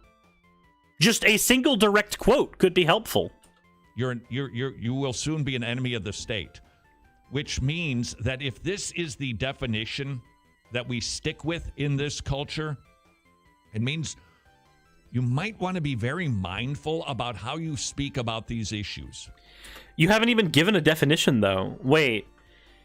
You said if this definition is what we use in this culture, but you haven't given an actual definition. You've just given a scope of people who potentially could have this. You've then said that the definition changes a bunch of times across culture, and then past this, when asked, or when I'm sitting here trying to figure out what you're meaning, you just say, if this is the definition we stick with. What definition, though? Did I miss it? Let me know in the comment section. Did I just miss that definition? You might, at least at this moment, want to consider whether or not you allow yourself to be identified as a Christian nationalist. There's a reason that monikers are important. You're able to broad brush a huge group of people, label them negatively, and therefore brand them all as dangerous. Isn't this a thing Christians do with non-believers all the time? The heathens, the Muslims, the pagans, the atheists. We're all these broad brushstroke evil people trying to dismantle Christianity from the inside out. He's not said that in so many words here, but it's a thing that I've noticed a lot. Like a very dangerous amount. That's how you get rid of a dissenting opinion. And by the way, that is what liberalism, specifically socialism and Marxism, always does. So wait a minute, hold on. So these broad brush categories are used to destroy dissenting opinions. I accept that premise, and then you proceed to give us 3 broad brush categories back to back. I can only wonder what the purpose is of using those broad brush categories, Todd. Are you bringing up these broad brush categories because you believe that these are truly enemies of, what, Christianity?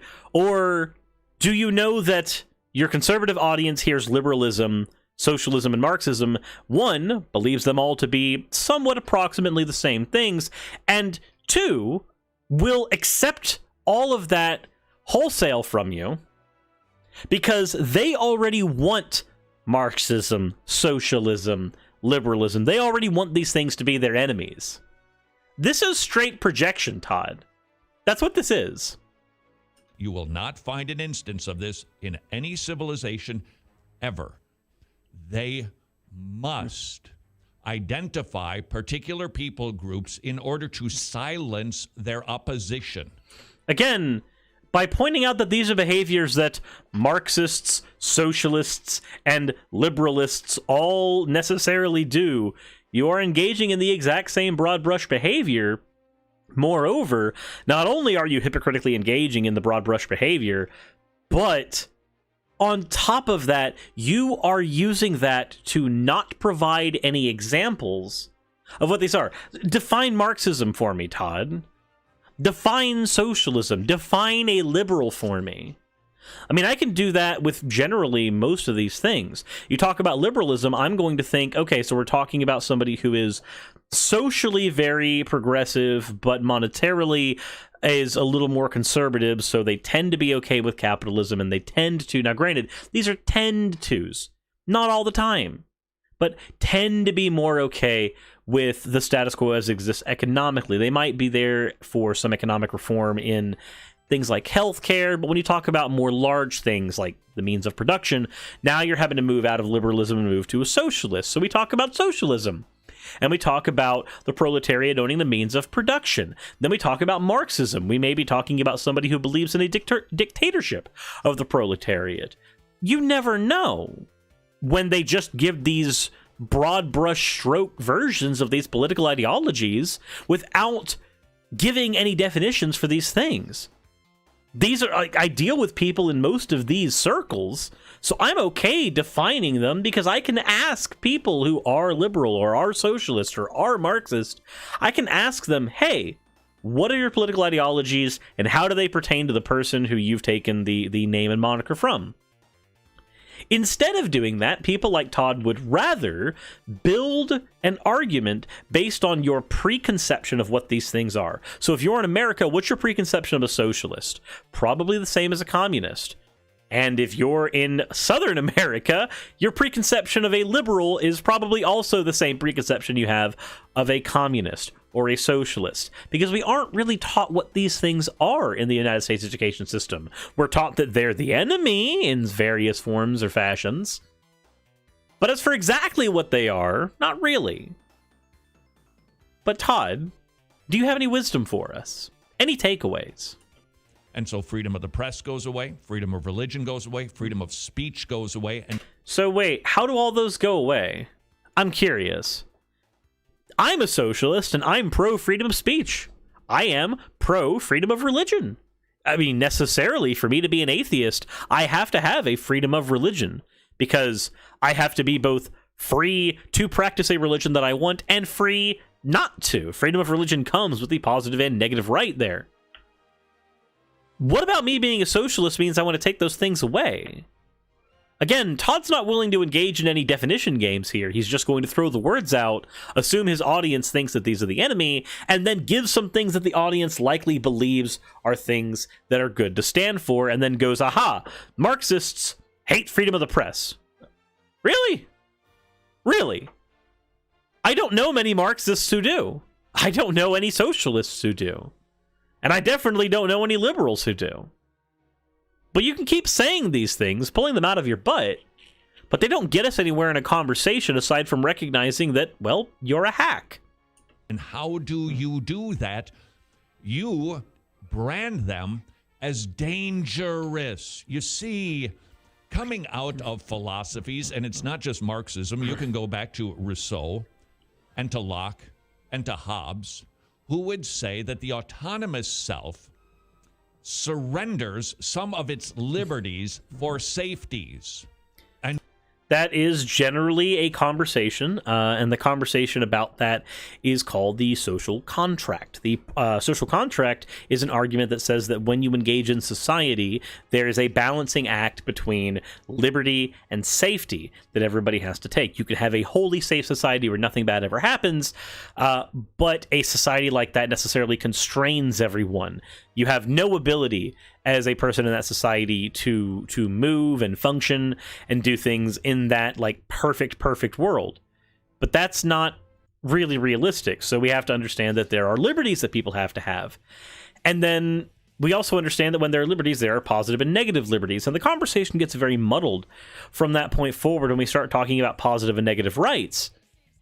So it's not that he's wrong here, but what really happens here is Todd demonstrates that he has at least a baseline understanding of these things, which means that when he chooses in conversation not to give us the whole context of these things during this radio show, my assumption has to be that you know the difference between a Marxist and a socialist and a liberal. You know what they do and don't stand for, and you know, I'm assuming you've read them now, you're referencing multiple people who I've had to read as well in the course of building this channel.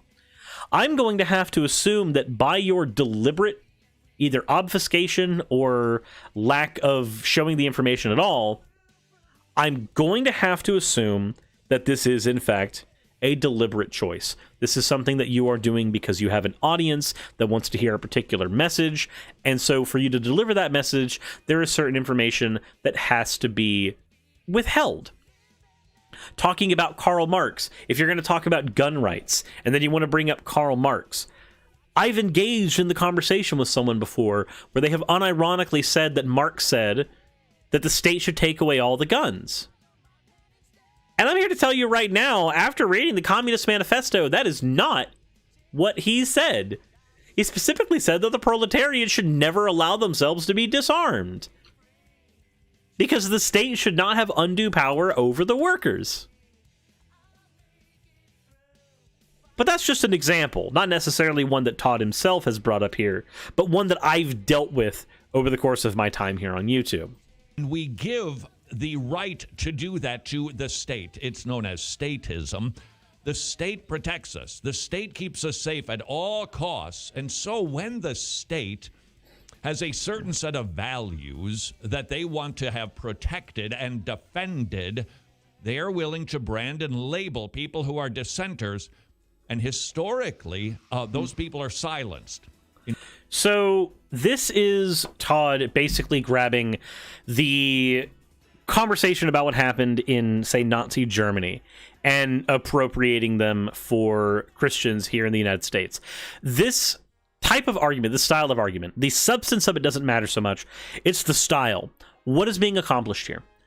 Todd is trying to give a conversation that makes it seem as though Christians are victimized, because not only does that work from the mindset of, and I've said it many times before, and we'll talk about it again, this is the same type of tactic that a fascist used. I'm not trying to say that Todd is a fascist. I'm not saying he's engaging in that kind of conversation and being pro-fascist, but what I am saying is they use this tactic as well, this tactic of self-victimization.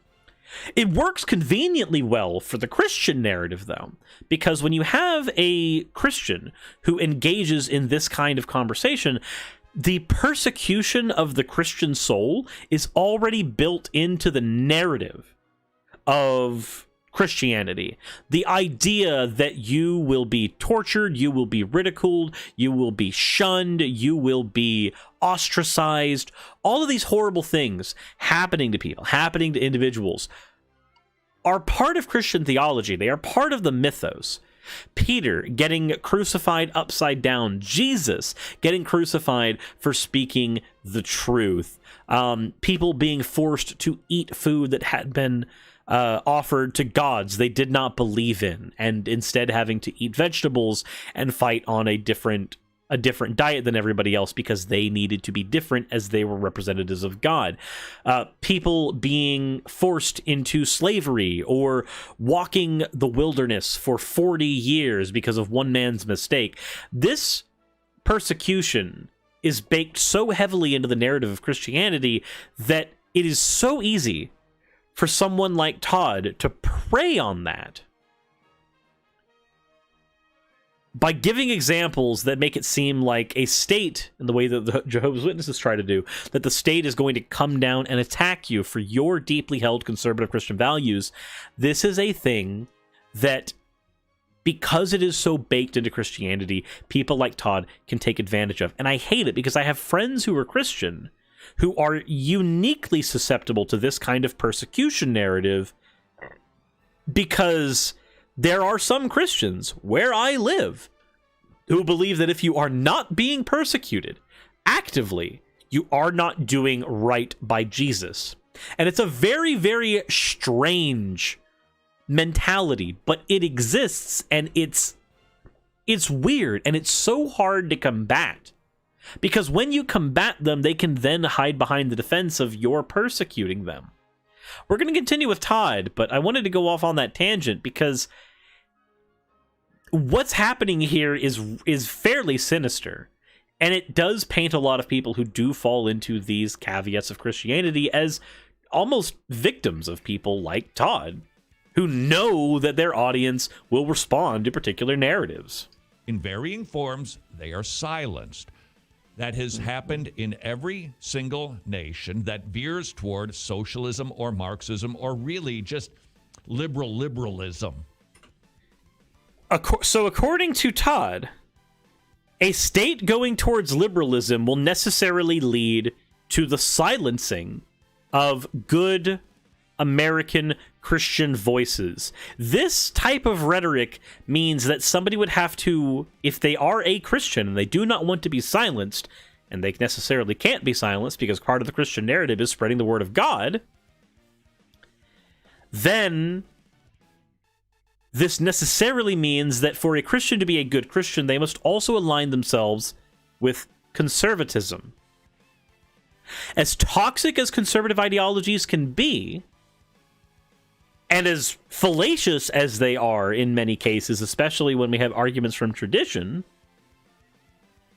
you only leave the door open for them to engage in that one ideology. And since America is a majority Christian nation, this ultimately only has one goal: create as many conservative voters as possible and maintain the control for conservative voices there. Far-left liberalism. It's the playbook. And my fear is... He says it's the playbook. But notice what he doesn't do. He's willing to name authors. He's willing to name Marx, Locke, Hobbes. He's willing to do these things, but he's not willing to quote. He's willing to talk about Bill Maher and what Bill Maher is saying on this, but he's not willing to say what Bill Maher has said. He's constructing a fantasy. I sincerely hope that everybody here can recognize what's going on. Todd is deliberately constructing a fantasy.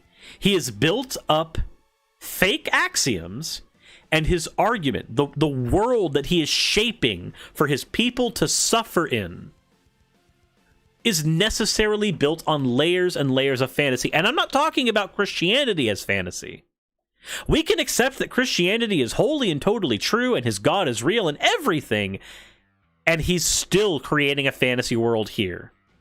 That is what we are hearing today, courtesy of Bill Maher, talking about the mass delusion of America known as Christianity, specifically evangelical religion. So we should probably point out that evangelical Christianity is uniquely problematic in America in how it ends up fighting against progressivism. But it looks like he might actually get into the conversation about Bill Maher, so let's let him continue.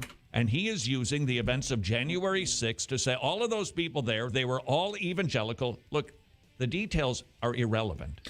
Did he say they're all evangelical? And are the details irrelevant? Wait. I'm interested to see the quote, but if he even brings it up. But the idea that everybody there is necessarily evangelical.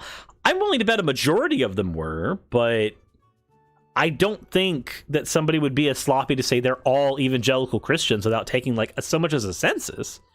That's hard for me to believe. Now, I believe that Todd believes that his audience will buy this, but we don't have to. Because right now you might be saying, well, wait a second, there were people from Antifa. Doesn't matter. Hey, there were people there from Black Lives. Most of the people were peaceful. Doesn't matter. That does not matter. What matters in the social narrative is how you get branded and labeled. I'm not saying you don't try to present the truth. What I am suggesting is the truth. I do like how when he brings up the Antifa stuff and then says, I'm not saying you don't try to fight for the truth, there's kind of a subtle... There's a very subtle push there, if anybody else is catching it, as to what he believes the truth of what January 6th is.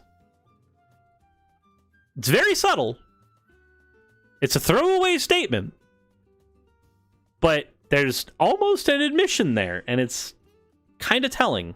Side, you, as an evangelical Christian, are the same people who went into the Capitol and wreaked havoc. That's you. And you're now a Christian nationalist.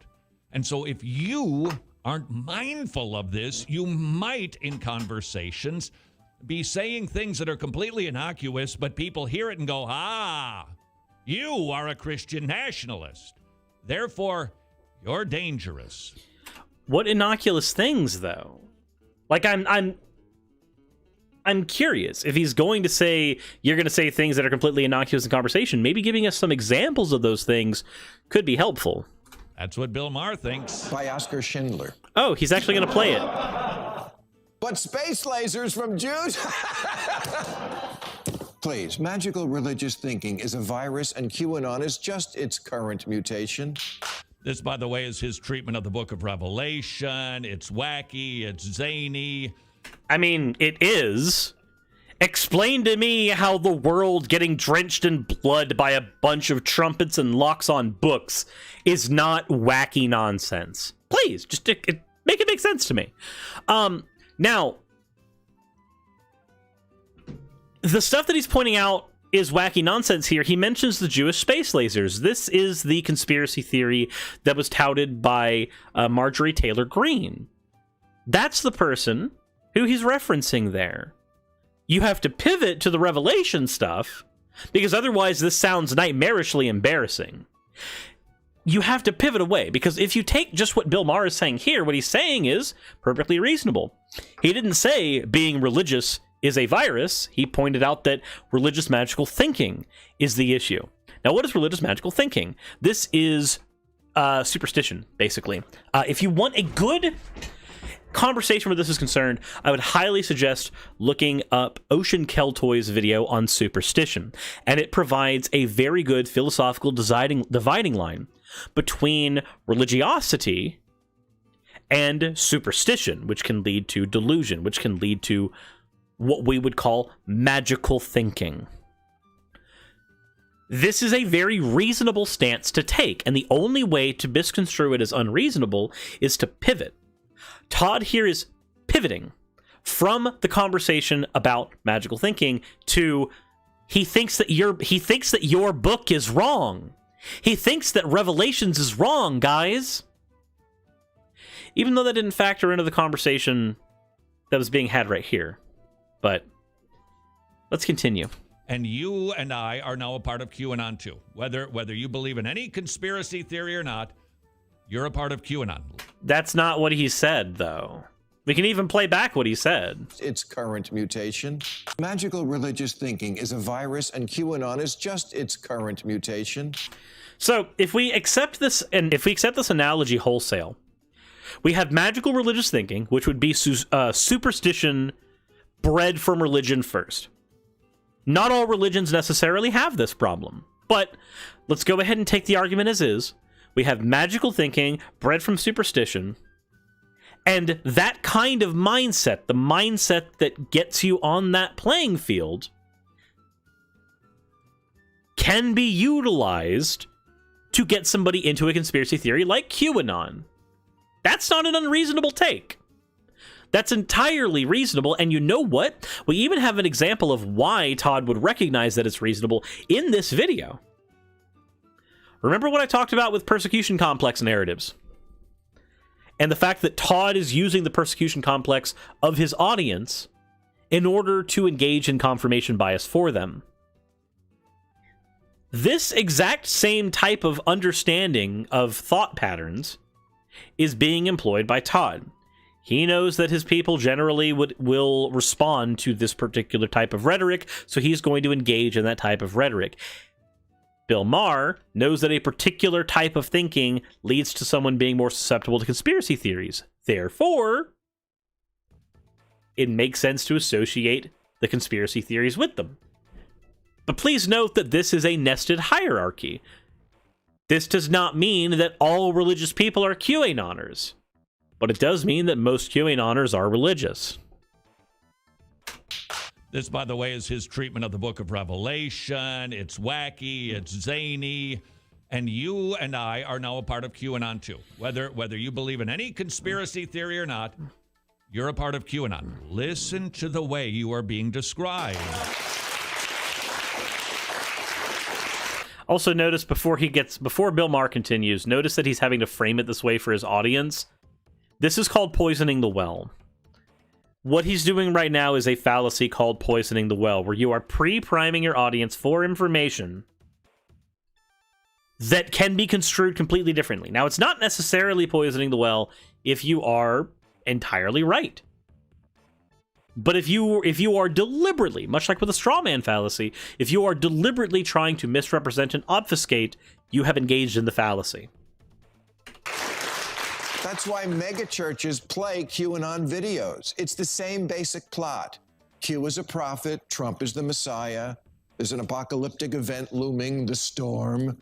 There's a titanic struggle of good versus evil, and if you want good to win, just keep those checks coming in. By the way, that is actually an accurate analysis of every worldview. It does have a creation story. It has a false story. Wait, every worldview? Every worldview? No. Every worldview does not have a creation story and a fall story and etc. But if we were to accept that they did, we would also be accepting that Christianity is not unique in this respect, and if there's nothing unique in the narrative of Christianity, then why would we stick with that particular narrative? It has a redemption story, it has a judgment story, and it has a paradise story. All of them. Every worldview has a paradise story? Everyone does. I don't think he's actually studied enough worldviews to make that assumption. Including socialism and Marxism. So Marxism and socialism have a fall and redemption and arc and... What? Social justice theory, you name it. So his observation is accurate in that it is the framework for every single worldview, but he's applying it to evangelical Christians. Who else has mega churches? We need to stop pretending there's no way we'll ever understand why the Trump mob believes in him. It's because they're religious. Boom. That's you. No. That's not where I fit. That's not where I fit. You fit there if that's where you're being fitted. They've already made space in their heads for that doesn't make sense. He's talking about evangelical Christianity. We're the delusional ones.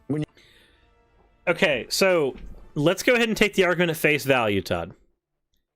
If you have already made a space in your head for talking snakes, if you've already made a space in your head for a god who is all good and yet also created hell, these are not observations based in reality. These are observations based in fiction. And they're not properly compartmentalized the way that proper fiction is. So wait. It makes sense that you'd have to keep on reframing he thinks you're silly. But if you actually listen to what has been said there, his argument is not all Christians are QAnoners. His argument is that Christians are uniquely primed for conspiratorial thinking and therefore for things like QAnon. That's what's being argued here. He's not arguing that all Christians fall into this category. He's arguing that Christians are uniquely susceptible to it. That's not the same thing. Consider this for a moment. I'll go ahead and engage in some introspection for a second. I, as a socialist, am uniquely susceptible to issues of workers' rights. I consider artwork to be work. I consider somebody making a drawing to be work. When Rimixen built my avatar, that is work. When YaraKoro built my background, my desk, that is work. When JacandQuil works on my Patron slides, that is work. As a socialist, I am in the unique position, just as Christians are in a unique position, to where arguments about workers' rights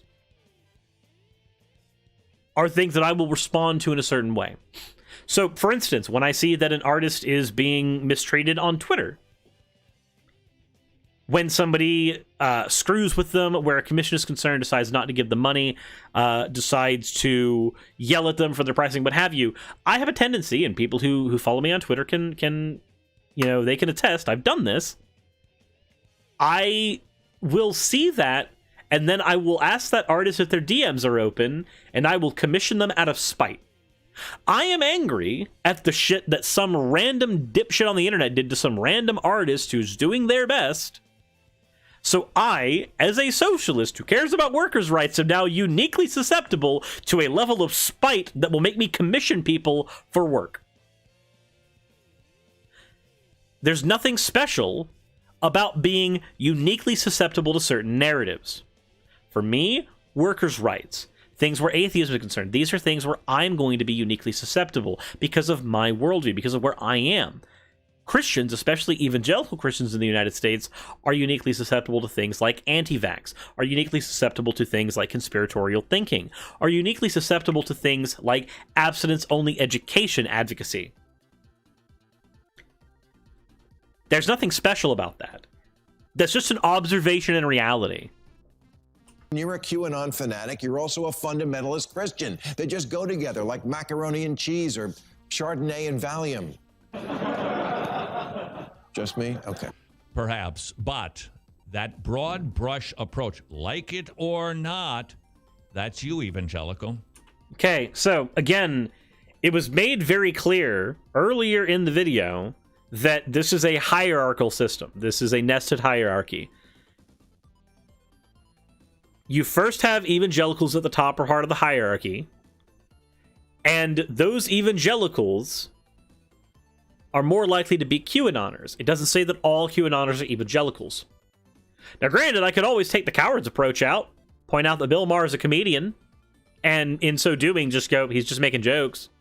I'm not going to do that, though, because I think people who engage in that kind of conversation are taking the easy way out, and we're not going to take the easy way out. This does not necessarily apply to you if you're a Christian. That's not the argument. That if we were to take what he's saying as a syllogistic, informal argument, that's not the conclusion that you get to. You don't get to the conclusion. Now, yes, it is a bit of a broad brushstroke generalization, though. That is true. I agree with that.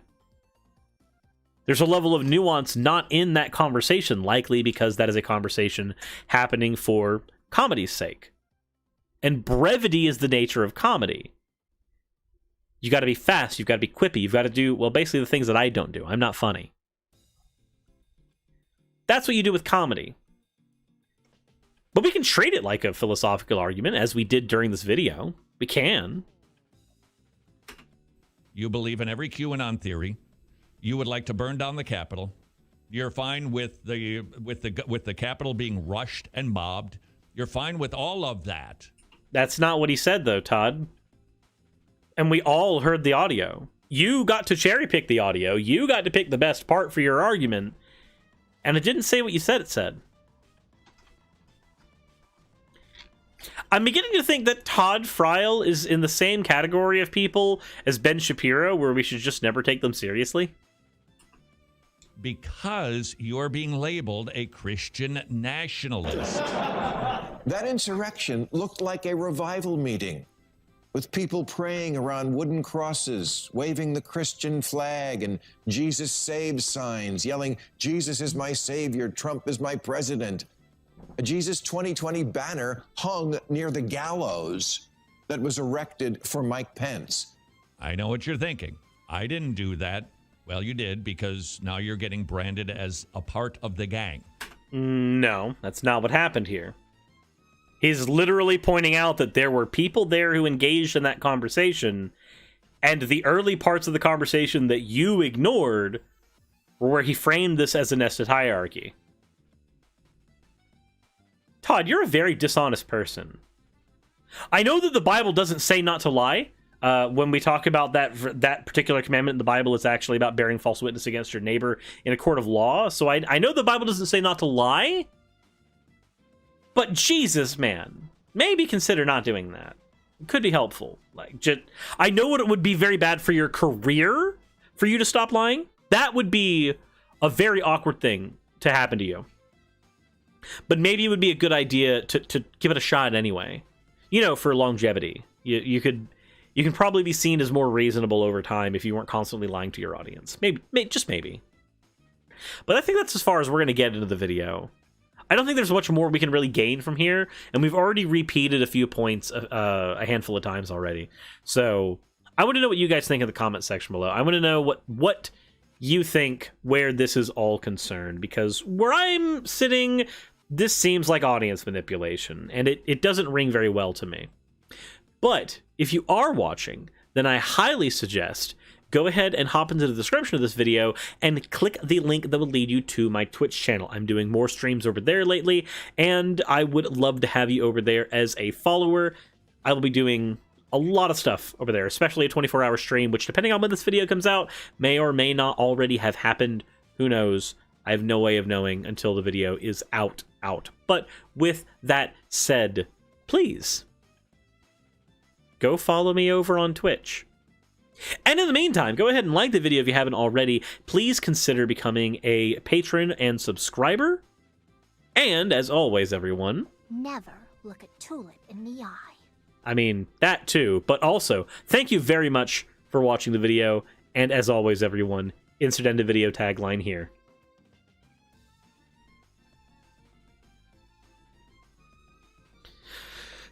Well,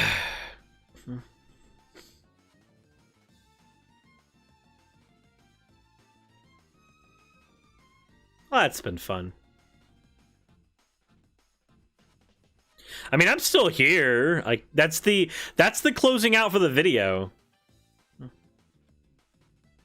I'm still going to be, like, doing stuff here.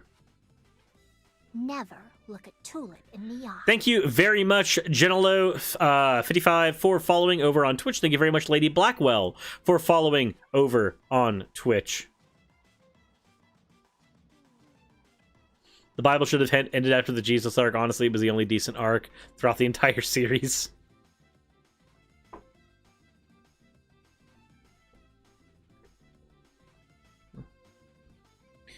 Okay. I should probably... That's a Daily Wire email. Fuck that shit. We've done Christian nationalism. We've done Kaitlin, Bennet. I have a handful of things I need to cover before we can finish, but I'm also getting tired, and that's because I'm hungry. So let me go ahead and see what I can do about grabbing food so that I can continue functioning.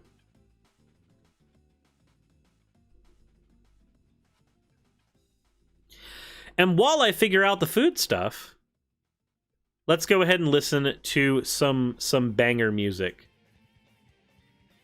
Just some absolutely banger music.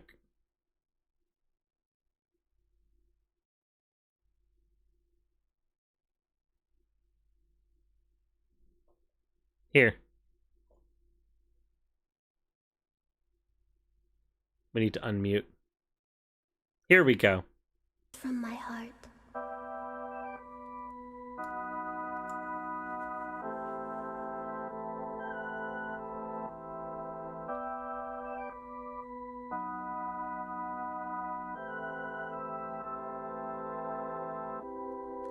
Number one victory royale. Yeah, Fortnite, we about to get down. Get down, 10 kills on the board right now. Just wiped out Tomato Town. My friends got down. I revived him, now we're heading southbound. Now we're in the Pleasant Park streets. Look at the map, we'll go to the mark sheets. Take me to your Xbox to play Fortnite today. You can take me to Moisty Mire, but not Loot Lake. I really love to talk with you. We can be pro Fortnite gamers. He said, hey broski, I see that I have confused people. Never. I need healing and I am only at 1 HP. Hey dude, sorry, found nothing on the safari. I checked the upstairs of that house, but not the underneath yet. There's a chest that's just down there. Storm is coming fast, and you need heals to prepare. I've got V-Bucks that I'll spend more than you can contend. I'm a cool pro Fortnite gamer. Cool pro Fortnite gamer. Fortnite today. You can take me to Moisty Mire, but not Loot Lake. I really love to talk with you. We can be pro Fortnite gamers. La la la la la la la. La la la la la la la. La la la la la la. You can be my pro Fortnite gamer. Pro Fortnite gamer. Can we get a win this weekend? Take me to Loot Lake. Let's change the game mode and we can disco dominate. We'll top an ATK. Take me to the zone. I'm running kinda low on mats. I need to break some stone. Dressed in all these fancy clothes. He's got Renegade Raider and he's probably a pro. He just shot my back. I turn back and I attack. I just got a victory royale. A victory royale. Take me to your Xbox to play Fortnite today. You can take the most I really love to talk with you. We can be pro Fortnite gamers. Na na na na na na na na na na na na. Okay, I had to make everybody cringe while I'm figuring out food.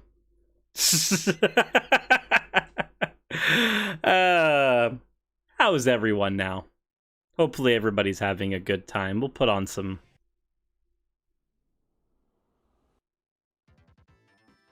Here we go. We'll put on something that's less cringy.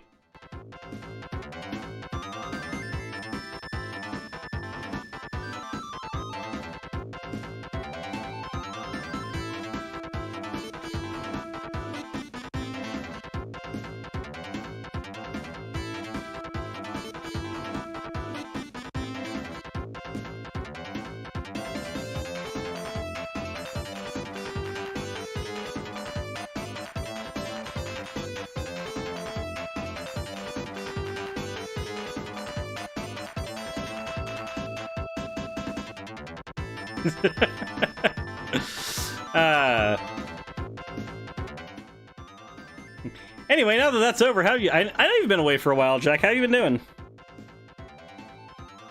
Do do do do do do do do. Do do do do do do do do.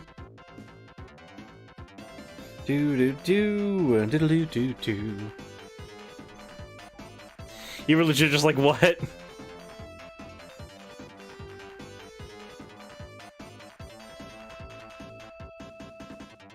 Doo-doo. Oh shit, there's stuff happening in not top chat. I should probably look at that, right? That's the thing I should do.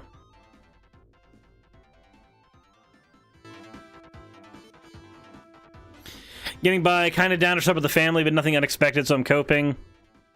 Well, most of us are having to cope. Can we get Gura next? Ah! No. Okay, no, we're not doing Windmill Isle. Hold on. Why are we... Hold on.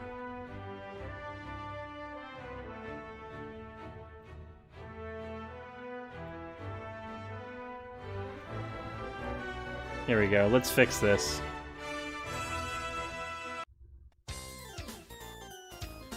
There we go. Do do do do do do do do do do. I am figuring out food.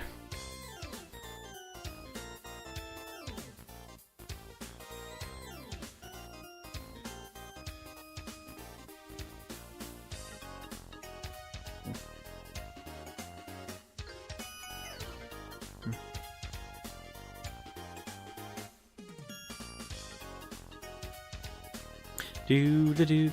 Chill on my way to start working out on Wednesday, so I decided to build up a big-ass castle in Minecraft. Hey, that's fine. That makes perfect sense.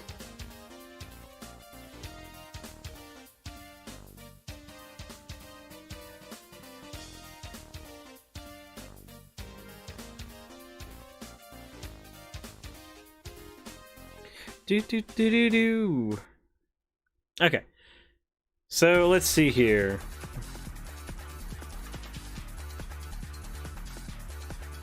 What time does Wingstop close so I can figure out if I'm grabbing food from there?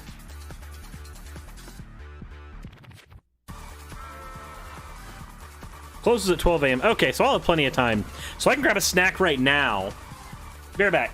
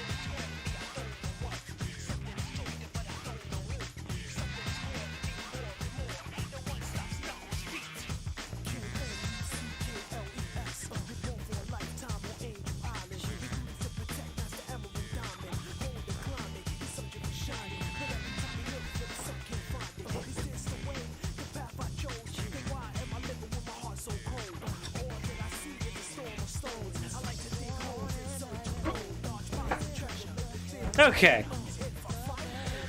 I've grabbed myself a snack for the time being. I had some shepherd's pie still that I could use.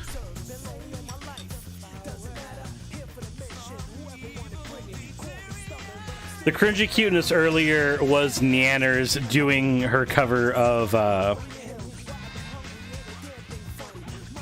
Chug Jug.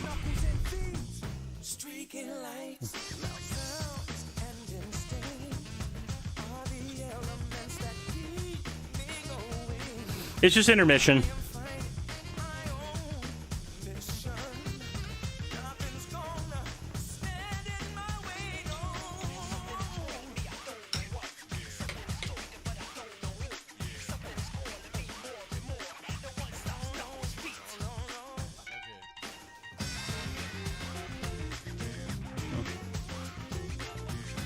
Yanners is all about cringy cuteness, mostly cringe. Much cringe. Do I have Java, Minecraft, or Bedrock? It has been years since I've tried to do anything on Minecraft, and I'm not really the biggest fan of it, so I don't even know. I have zero idea.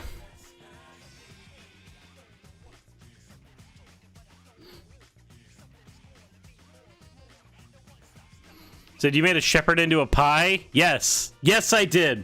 I went outside and I saw a shepherd trying to use Growlithe for ill. So I baked the shepherd into a pie. It was the worst pie in London. I did it.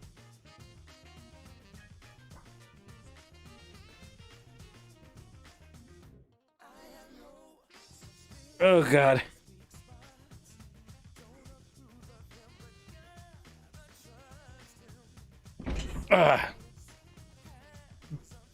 Console or PC, where did you get Minecraft from? That will answer it. PC. I have it on PC.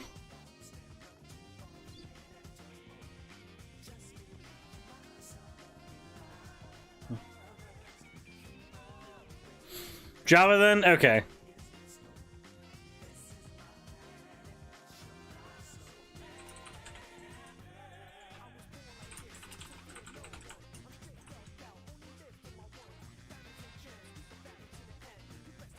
Modded Minecraft is the only sensible Minecraft, gets boring fast otherwise. Yeah, for some people.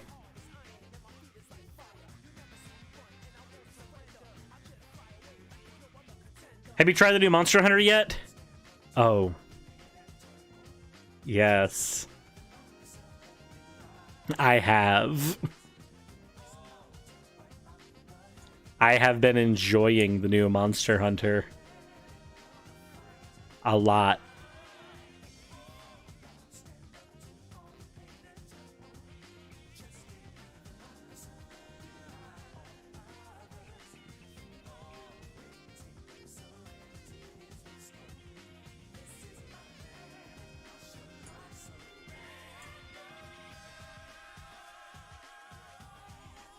Yeah. Is this your first Monster Hunter game? Oh no. No. I have been playing since 3. Technically my first one was Freedom Unite, but I didn't play much of it.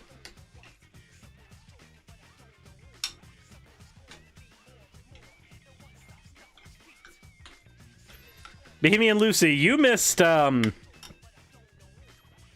cringe. Massive cringe.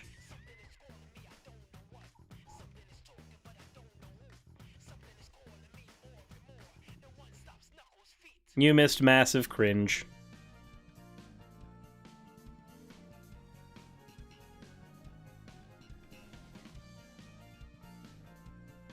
Serge, did you know some people are complaining about the new gay Captain America and just calling him hobo in Captain America cosplay?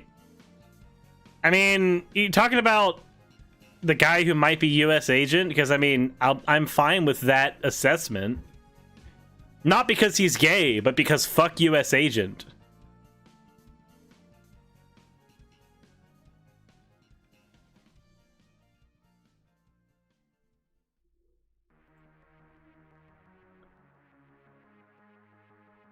The music playing in the background, it just went to something I really like. I'm so sorry, everyone.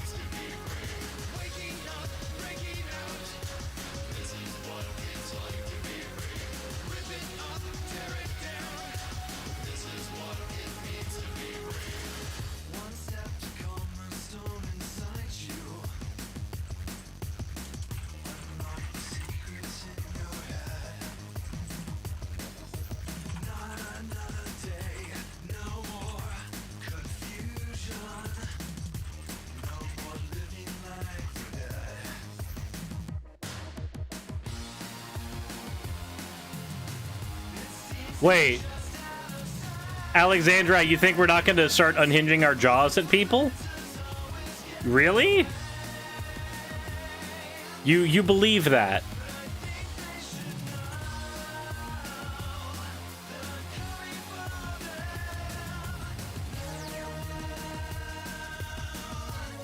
You believe that?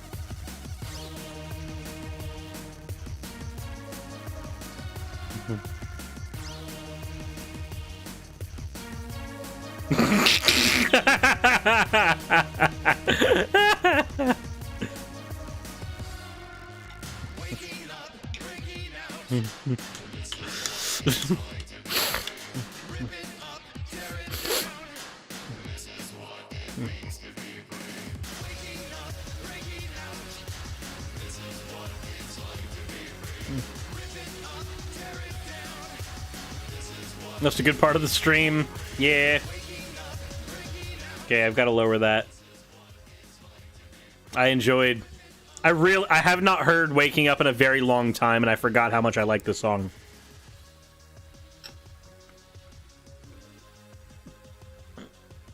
I hate how bad Shadow the Hedgehog is as a game, for it to have such good music.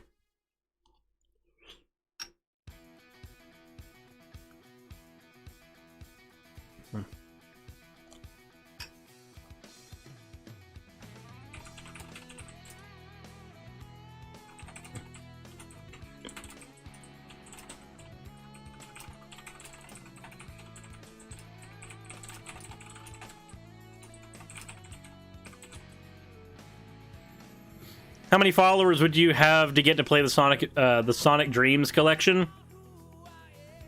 It's not a followers thing. It's a simultaneous viewers. If you guys can somehow get me to 200 simultaneous viewers on Twitch, then I will do it.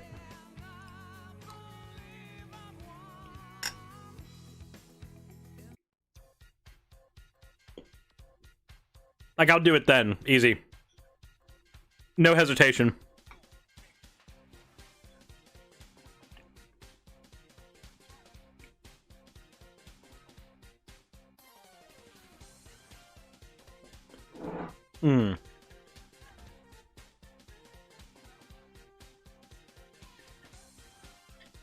Marshmallow, me and Xander Hall have been friends since his channel's name was Pig Puncher.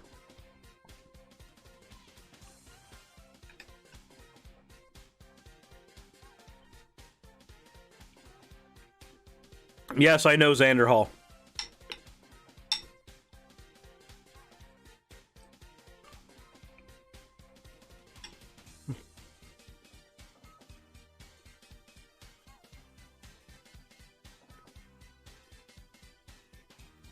Do I really watch him much these days? No, I preferred his edited content a lot. But I still watch the occasional video.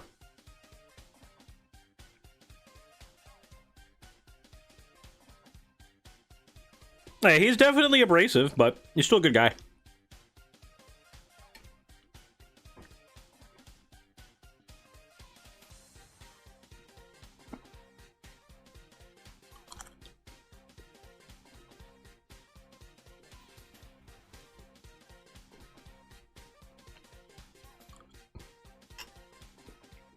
Wait, is Xander Hall in the chat? I don't think so. Thoughts on Theremin Trees? Theremin Trees is good. But I'm not going to keep answering questions about YouTubers I like or don't like. That can turn into a drama spiral very quick.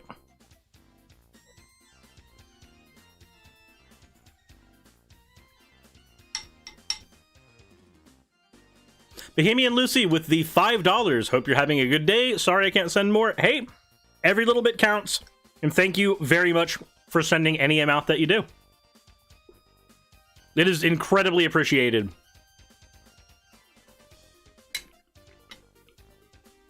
Especially after the massive financial hit that my channel's taking lately. But there's also the argument that I did that myself. So.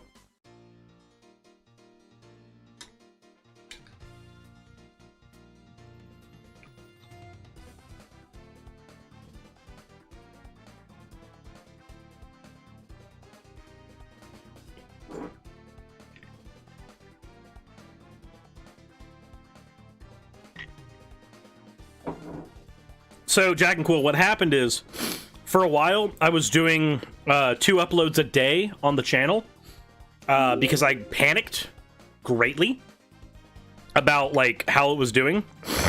And my growth got cut during that, but my revenue went up substantially. I've had to cut that down to go back to a single upload a day because I didn't have the time to dedicate to Raz or my own mental health or any other projects I wanted to do.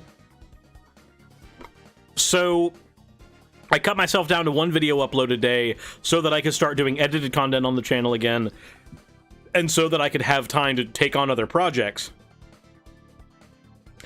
And since I did that, my revenue has dropped by like 1,000 a month because I swapped from doing the 2 uploads a day model to the 1 upload a day model.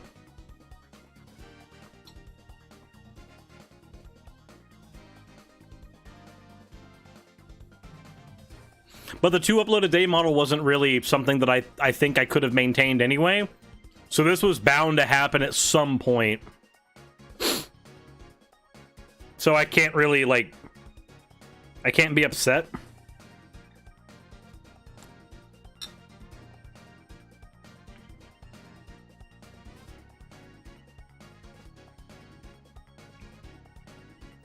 Frickin' dweeb, do you know about the 3D printing nerf scene?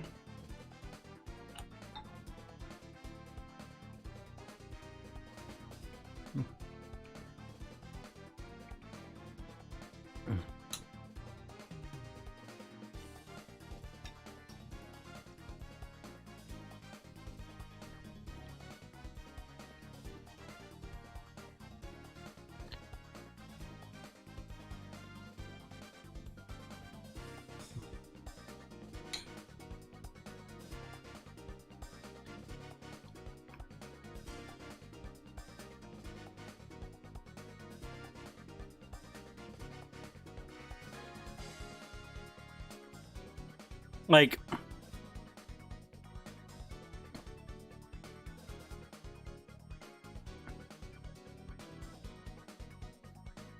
Yeah, if I look at the actual revenue amount, it's showing that during January, on some days, I was making $200, like $100 to $200 per day, around about, sometimes less, doing the double upload amount, and now it's dropped down to like 60 or 30 a day, doing the single upload amount. So like it's cut it in half so hard.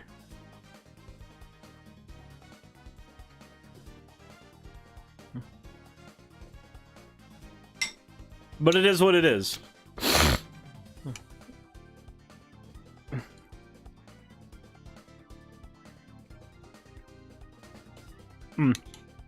I know what happened with Telltale. I'm going to cover that here in a sec.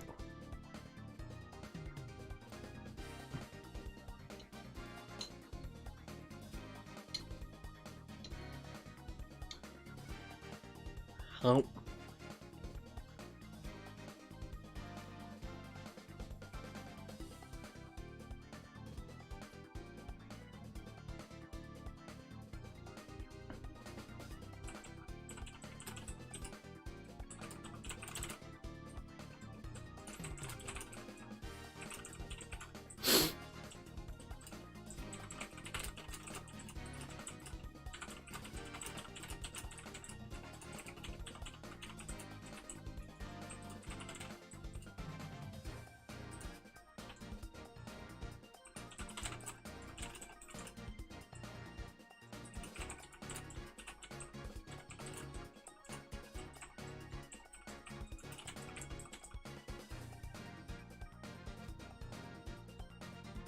One sec.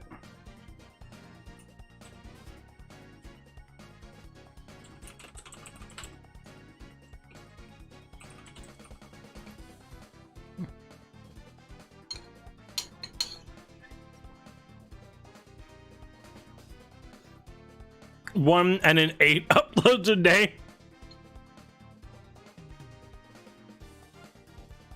Well, Lania, what is happening right now is I am eating a snack real quick before I get into the next topic. Because if I don't, I will be non-functional. So,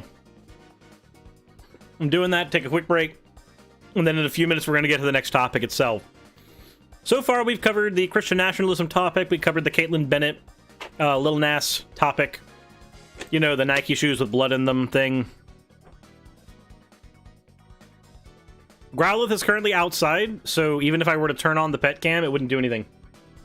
Like here. I can turn on that camera, but all you're gonna see is a bunch of Nerf guns. Here, I'll turn on that camera.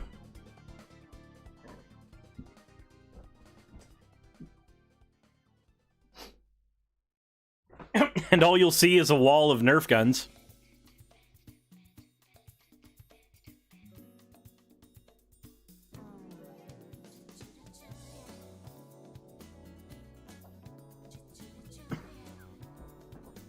No, Yumi is currently sleeping. Yumi is currently sleeping.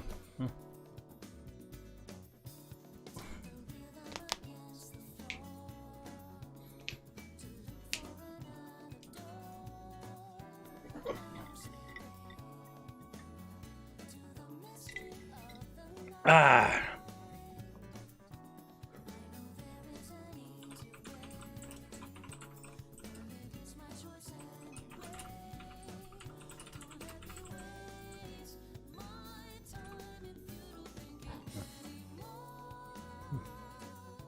Maybe 400 will come for a cat girl mukbang. Oh, Jesus.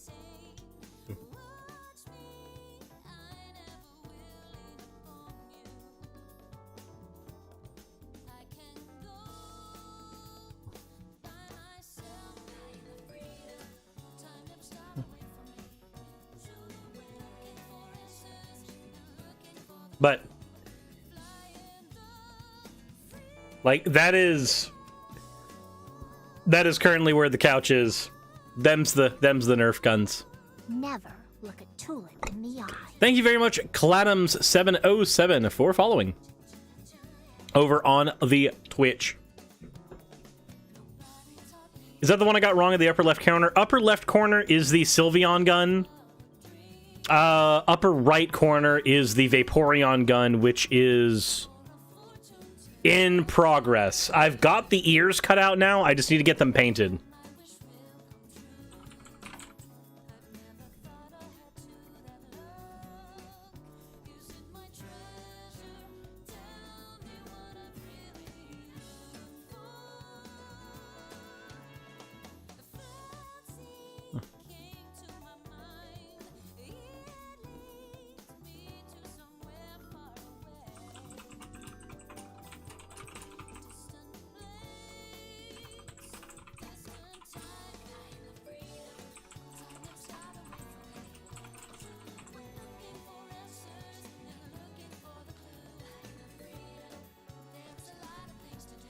Christians who drink Jesus' blood are upset about blood in shoes. Yeah. Zamian says, bring back top tier scrubs. All right. I'm going to have to shoot him. I'm going to have to shoot him. I'm just going to have to grab a gun and fire. Quick question, what's the story behind your VTuber being a genderbent Neko? Sorry if I'm misgendering you. Okay, so here. Is anybody okay with lore time? We haven't done lore time in a bit. It's the same lore as usual. But we'll do lore time real quick if you guys want.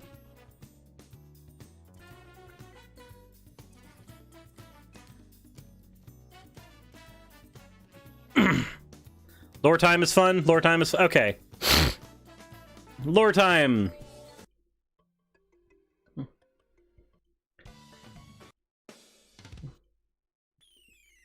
This will work. This music will work for this completely. Okay. So, ages ago, I had a very different avatar on YouTube. Let's go ahead and open something that has that old avatar in it so that I can pull that up. Because if I don't, then there's no context. So, the progression of the avatar. We began... that's the wrong screen. Boop! Here we are. Original. Here is the original avatar, as it used to exist. Boom. There he is. Little hobbit dude. At like 500 pixels tall. Dude, the artifacting, the JPEG artifacting on this guy is so bad. It is so bad. Okay. So, we have this version of the avatar. Now, this got updated at one point to this version of the avatar, which has no face because the face existed in several other parts. This is when I first was able to express my avatar.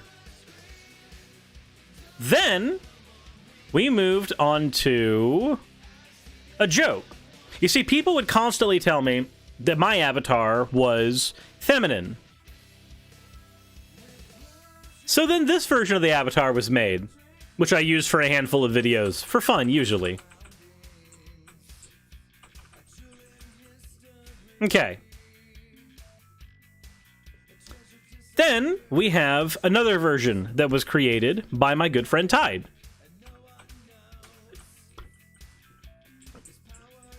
This version right here, which you guys have seen in videos at certain parts as well. Okay, so those are all avatars. Then I moved into doing motion avatars, which eventually led to me using this version of an avatar, which has no face, but this one was made by JacandQuil. If JacandQuil is still in the chat to see lore shit. But yeah, this one was made by JacandQuil, and the constituent pieces are here to be seen.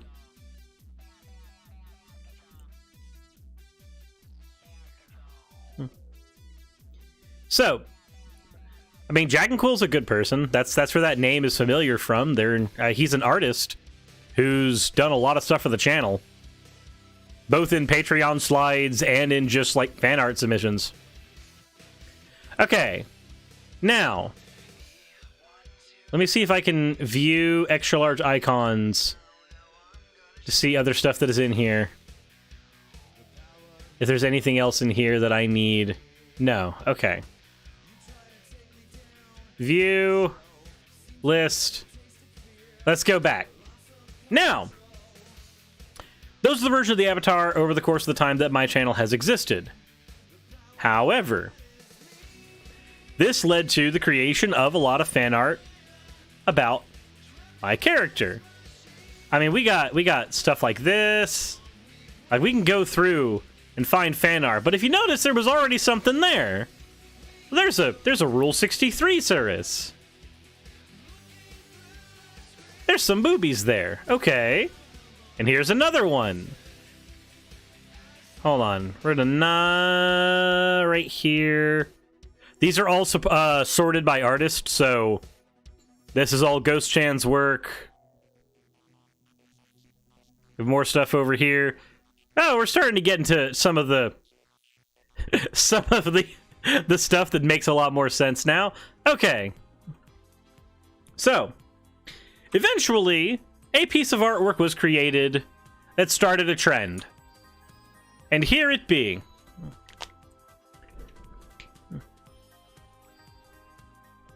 This piece of artwork was the beginning of the end.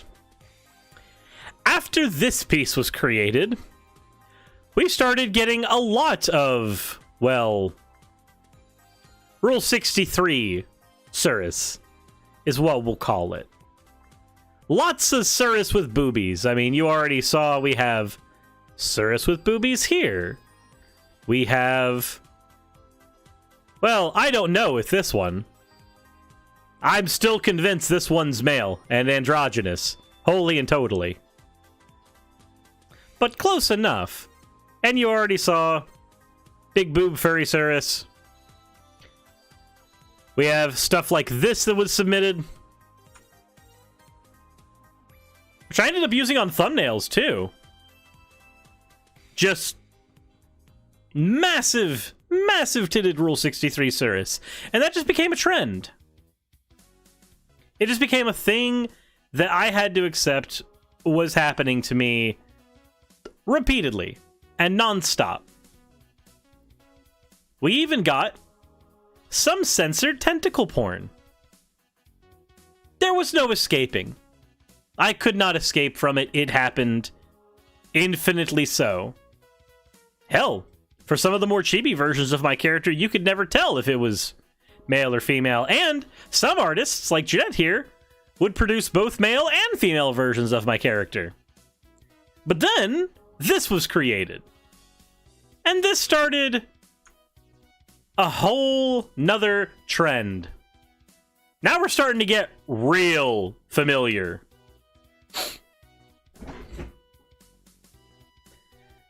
This is very close to what my avatar is right now.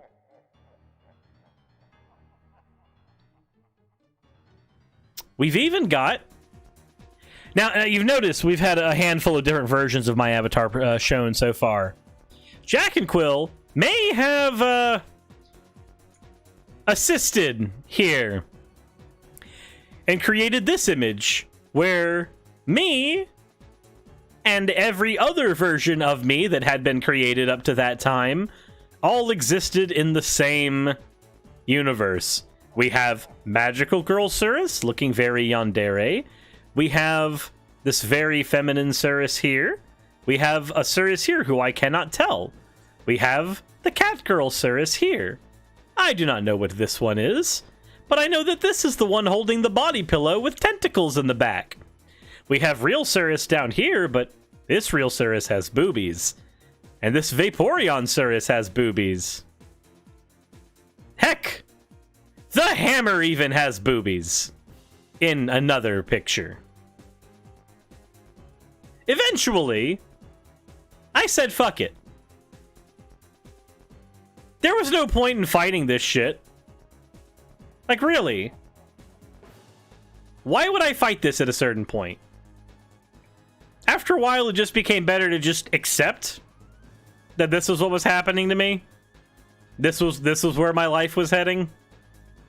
So I said, fuck it. You guys wanted to keep on doing this weird shit to me? Like, seriously. Seriously. This weird shit to me?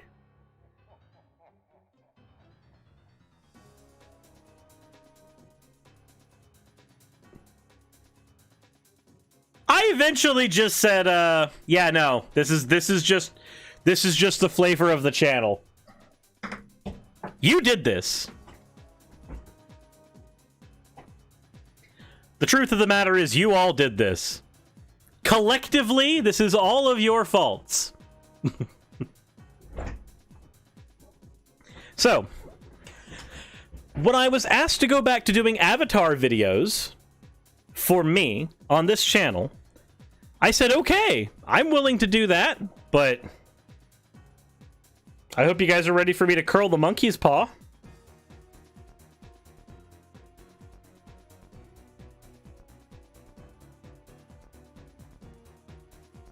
You never really protested from the start, but why would I? I don't want to fight against the people who actively make my channel what it is.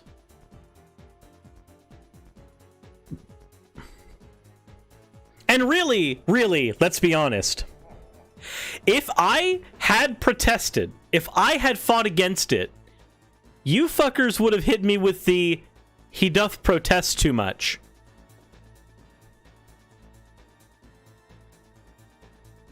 And you know that would have happened.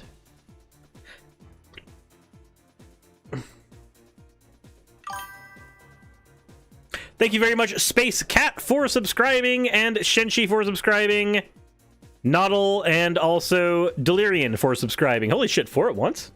Jesus.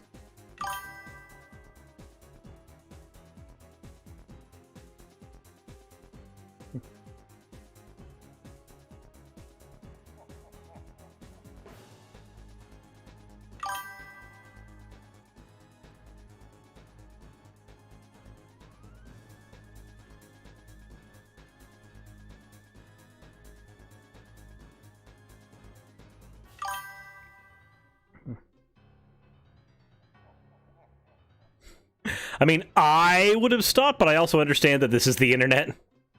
Said, but are you a happy kitty girl? So I am definitely still male. So the question was asked originally, you know, am I misgendering you? No, you are not misgendering me. I'm definitely still cis male. However, I'm also pretty gender apathetic. I don't care. Even if you did misgender me, I practically, it wouldn't do anything to me. So, you do you? I don't care.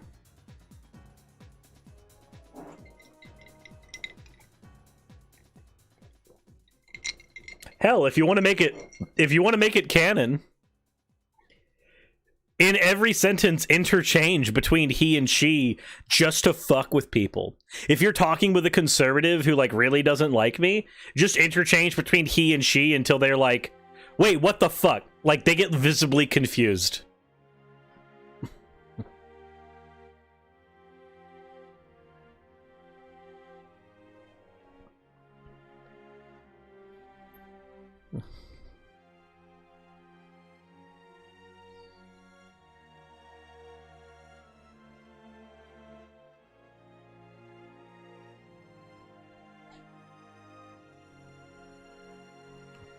So now we arrive at the Cult of the Unblinking One. Yep.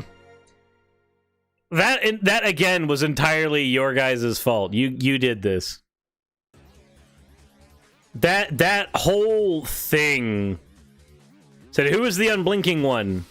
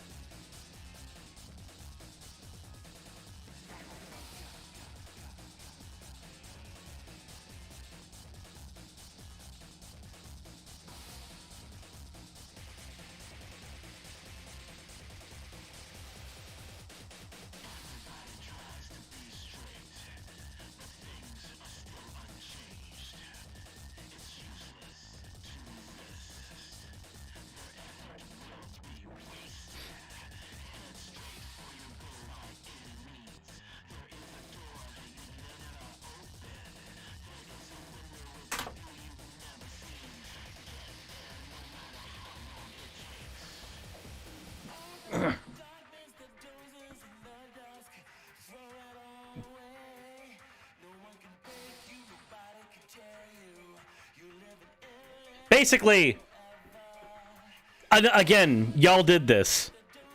I went AFK and left the VTuber model up instead of hitting my pause screen. You know, this guy?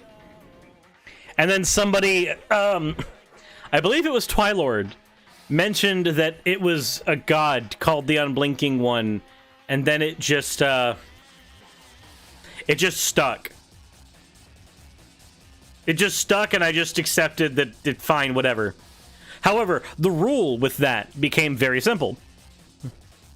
If people are able to joke about it, people are able to say, hail the Unblinking One, what have you, like all that stuff. That's fine. I'm okay with that. But if I start seeing actual cult-like behavior, I will shut the entire thing down.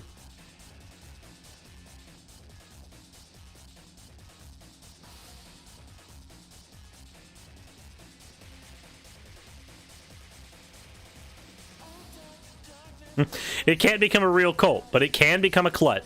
Yes, it can become a clut. To that end, there is, in my Discord server, a Cult of the Unblinking One channel that Raz made for fan art, memes, screenshots, and anything for the new avatar or the Cult of the Unblinking One stuff, etc. However, only memes, only SFW stuff, and only for this avatar. You can also do Hail the Unblinking One, all that other fun stuff, joking, memeing. Cannot become a real cult, though. Them's the rules. So, of course, we have a lot of hail, hail, hail, hail, hail, hail, behold. They did a behold because I posted this.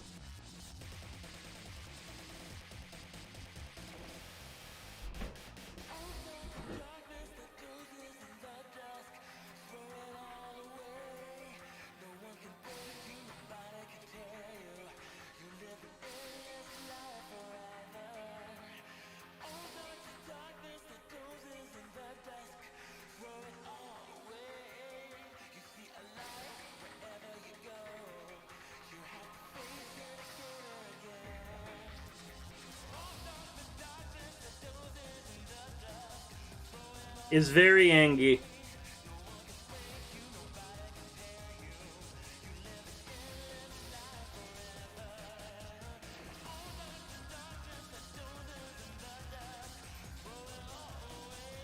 Alexander Townsend, no links will work for anybody because you're not a mod. Mods don't get links. Mods get links, and that's about it. Oh, we're in a clit. No, not in a clit. Clut, not clit. There's a difference. At least I hope.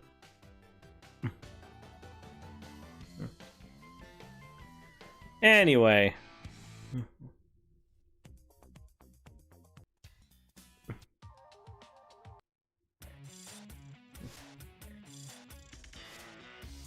What's my favorite cereal?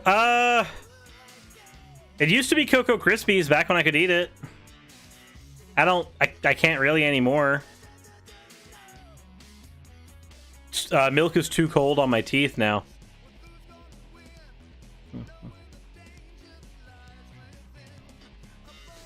The VTuber avatar needs the ability to look angry. I know.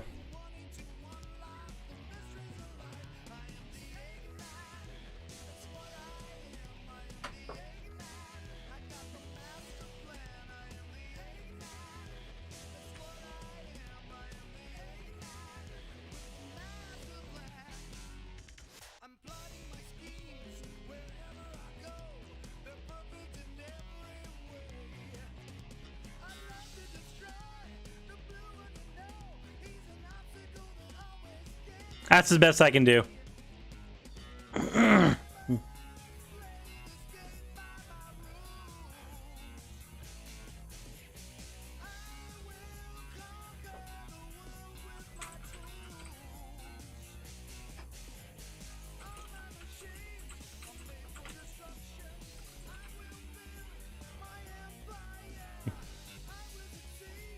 Okay. Almost had it, then the ear twitch happened. So close. So close. Watch out, sirs, don't get windmill cancer.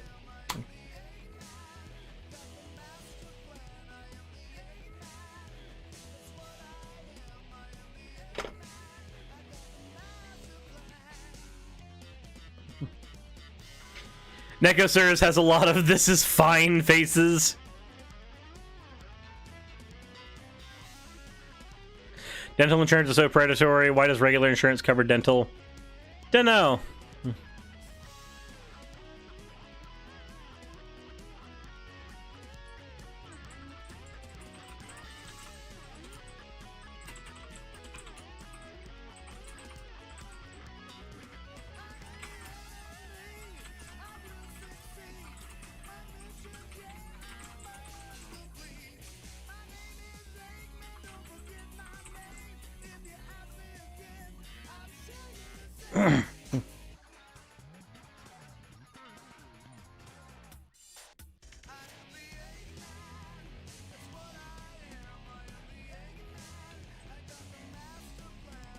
Is the dental discussion something I'm too European to understand?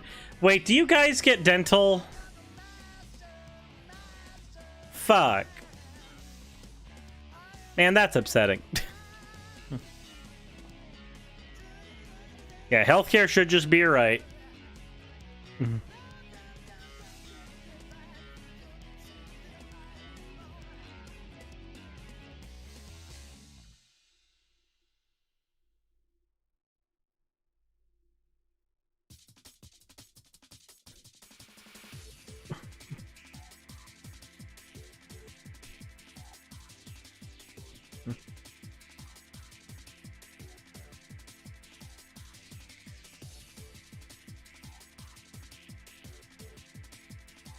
Okay, with that said, I should probably talk about the stuff happening where Telltale's concerned.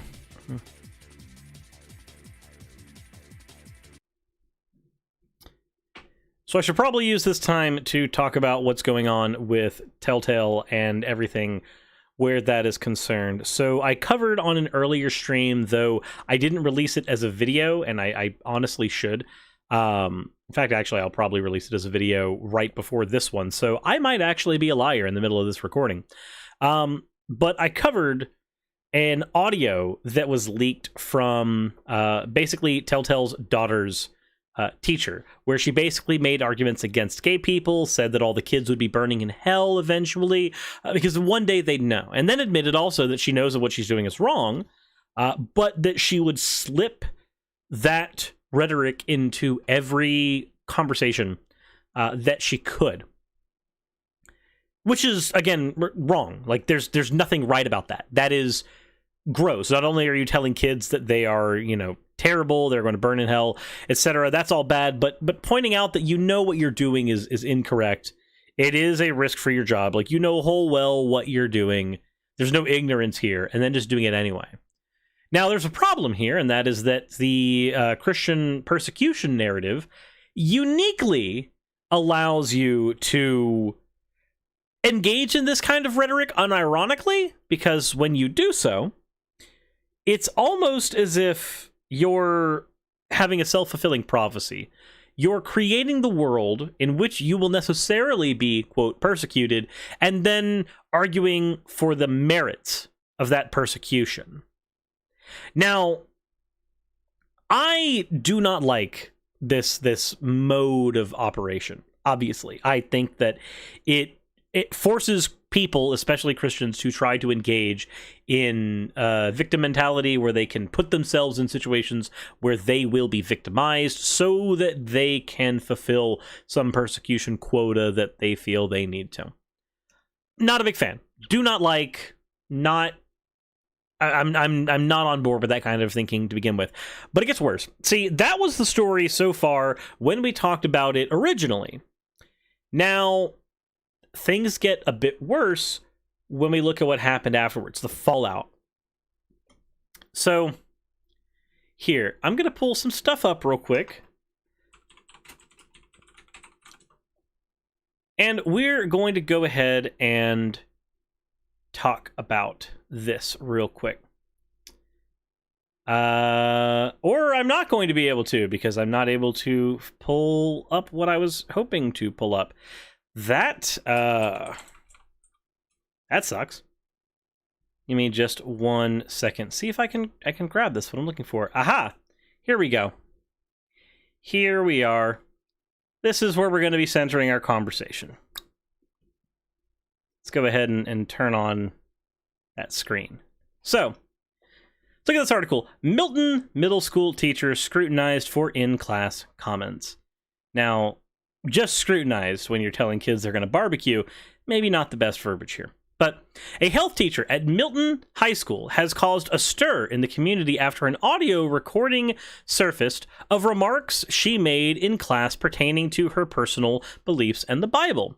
Teacher Karen Ashworth's, of course her name is Karen.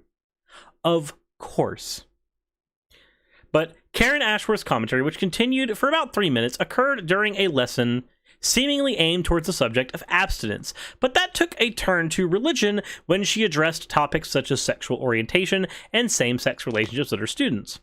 In the audio recording shown by Owen Morgan, the father of a student, the teacher seems to imply that non-Christians are not and cannot be brought up with morals and values. If you're a teacher and you tell me that me as an atheist cannot bring up a child with morals and values, I'm going to have problems with you. We're going to have meetings. We're going to have conferences. No ifs, ands, or buts. Ashford admitted that she is aware that she's not allowed to promote her personal religious beliefs in the class, and she can be heard in the recording saying that she tries to squeeze in a little bit without getting in too much trouble. Now, she said that she doesn't believe in same-sex relationships when teaching students about hormonal changes during puberty. The quote from the audio, which again, you can look at the other video for the audio if you want, but she says, "The thing is, you have to choose. What are you going to do with those feelings and thoughts? And if you are brought up with morals and values, then God's going to be there to help you make better decisions. If a kid turns out to be gay, and you're this kid's teacher, you're going to have to tell this kid repeatedly that they're just not making good decisions according to you. That's what this leads to." Morgan responded Thursday to the audio recording provided by his daughter on his YouTube channel, Telltale, which includes several videos criticizing evangelical culture. In a profanity-laced video, fuck, shit, ass, bitch. There we go. Now our video is profanity-laced as well. Because, I'm just going to go ahead and say this right now, if you are less worried about a teacher arguing that kids are going to be barbecued and more worried about wordy dirds, then fuck you. And fuck you hard. Not in the enjoyable way. So, in this profanity-laced video, he said he didn't plan to make the information public yet, but made several threats to ruin Ashford's career in the video, which has surpassed over 80,000 views by Friday morning. A Cabell County Schools official said that the administration was aware of the situation and that a district-level investigation has been completed. As with all investigations, if issues are found, they are addressed. We expect no further issues related to the matter. A public Facebook group called Support an Excellent Cabell County Teacher now has 1,600 members, and a group leader organized a protest at the bottom of the hill leading to the middle school, which happened early Friday morning. All right. A Milton gas station changed their company sign in support of the teacher. Morgan reportedly contacted the Freedom from Religion Foundation, a nationwide nonprofit created, and we don't need to go any further here because now we get to move into my part of the conversation. So for those who don't know, this has escalated. I want you to imagine what a witch hunt looks like for a second. And this is not a witch hunt for Dear Karen.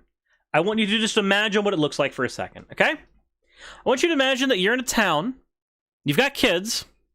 Now I want you to imagine adults on your local Facebook arguing that they would kidnap your child. Just think about it for a second. Think about what your mental health would look like after that. Just consider. And everybody got a good thought in their head? Everybody's got that in there? Okay, cool. Other YouTubers have screenshots of all this fun stuff. I did not make it into any of these Facebook groups around the time that they put out, but if you are so inclined, you will be able to find these screenshots if that is truly what you want to do. But let's go ahead and talk about some other stuff that has happened here. Pictures had been taken of, or at least we assume had been taken, of Telltale's house. Because after the child was doxxed, let me repeat, Telltale's child was doxxed by local activists. People started driving by Telltale's house repeatedly. Now I'm not going to go further into that. Make of that what you will.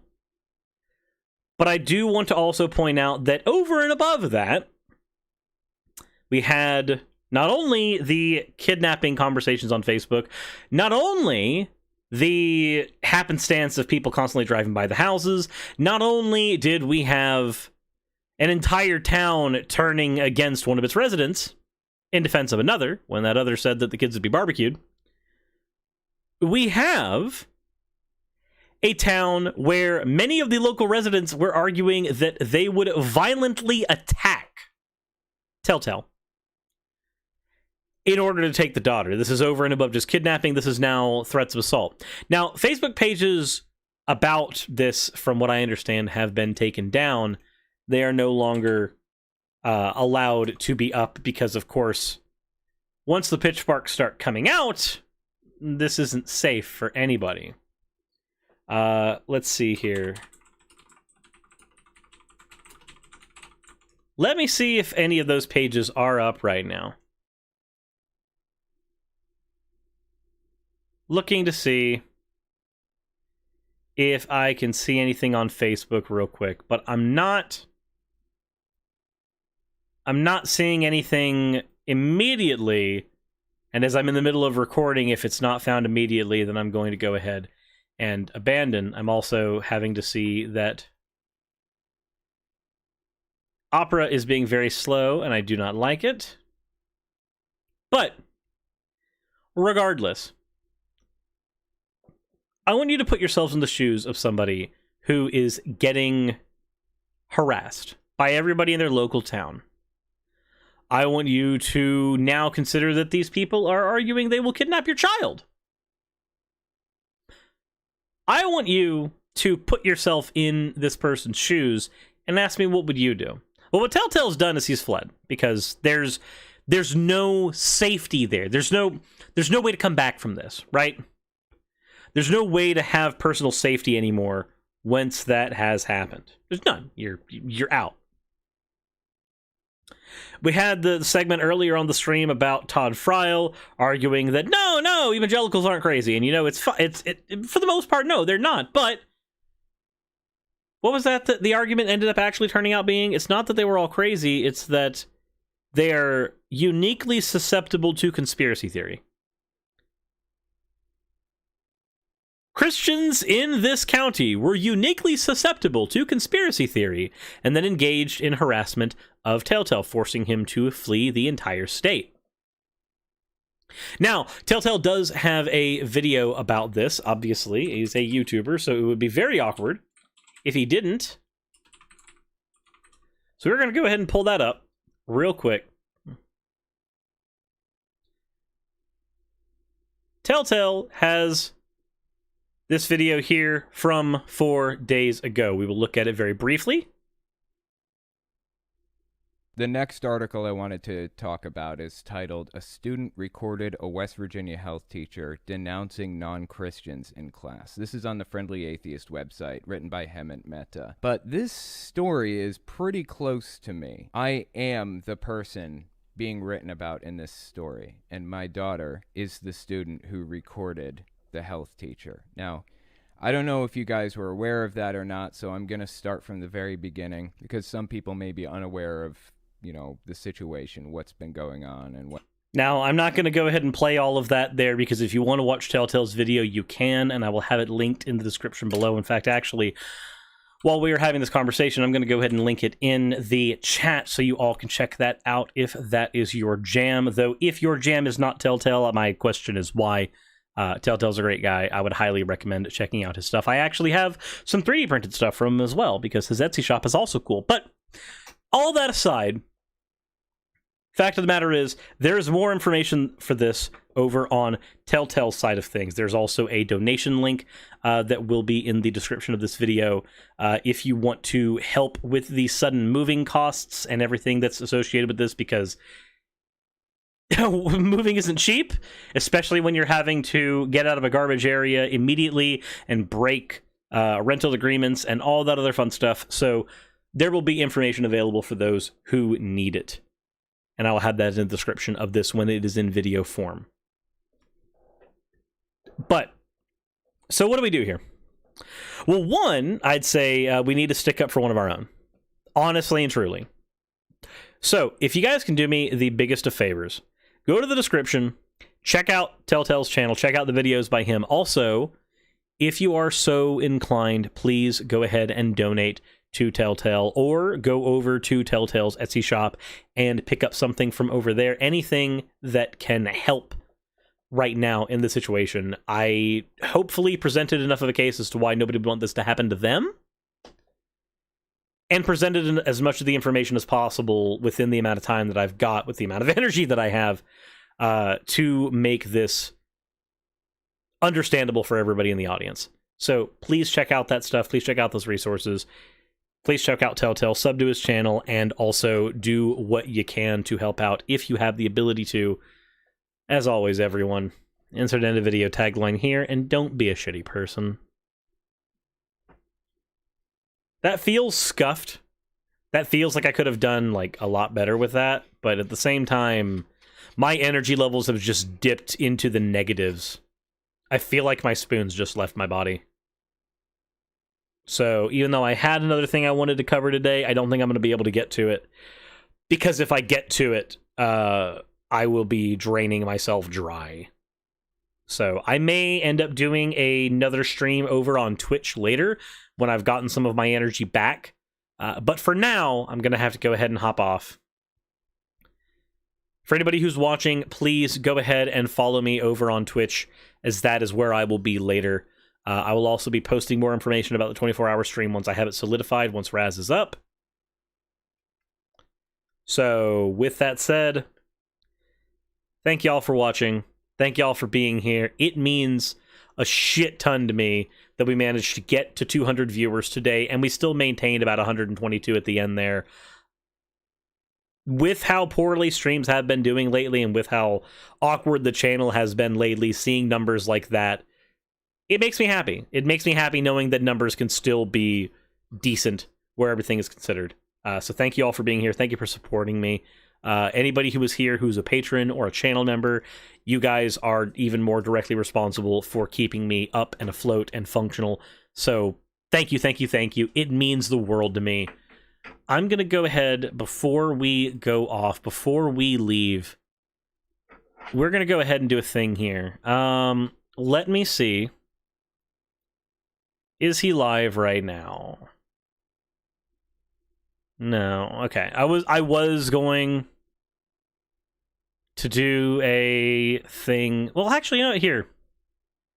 Here's what we'll do. Here's what we'll do. Before we go off, let's do one more good deed today. One more good deed. One more. I think we can manage it. I think we can manage it. Let's turn this negative shit around for just a second. I think we can do that. You guys think we can do that? I'm pretty confident we can. Hey, do you think you can? I am. Oh my god! Why is that a thing? No. Take me in Fortnite because you can't. But if you think That's an ad break. this is your opportunity to, the Chipotle Challenge series. Let's get it, baby. All right. And I don't care about the Chipotle Challenge series. Go away. I just threw up little sources there. Okay. Bibliography. So That'll be good. there's a Best YouTuber also to put it in one Google Drive link, like one Google slash Doc Twitch streamer video, who rather I than have like worked separate with before.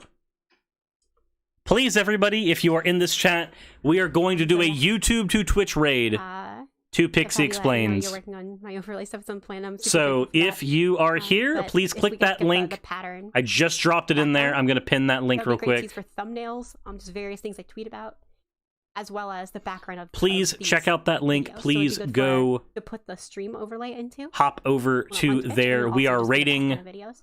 Pixie So I'm gonna Explains. start working with that stuff a little bit in advance. Let her know that we are doing a YouTube to Twitch raid.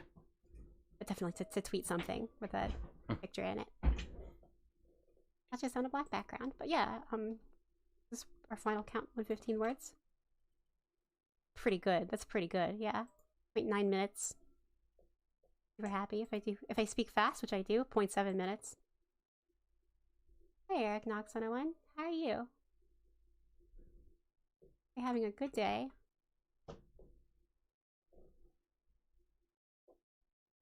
Hey, Saris. Oh, Saris, aren't you streaming right now? Oh my gosh, you're ready? Hi. Welcome. Hello, Mouse. I'm figuring out how to design my videos in the future. Oh, thank you so much, Tana94, for following. Yeah, I've been streaming like all day. And I'm figuring out how, because I'm going to start relaunching my channel on April 10th. And I have a whole debut stream. Thank you so much. So I'm figuring out how to lay out my videos in a way, because I'm going to make shorts. Talk about issues of accessibility and advocacy.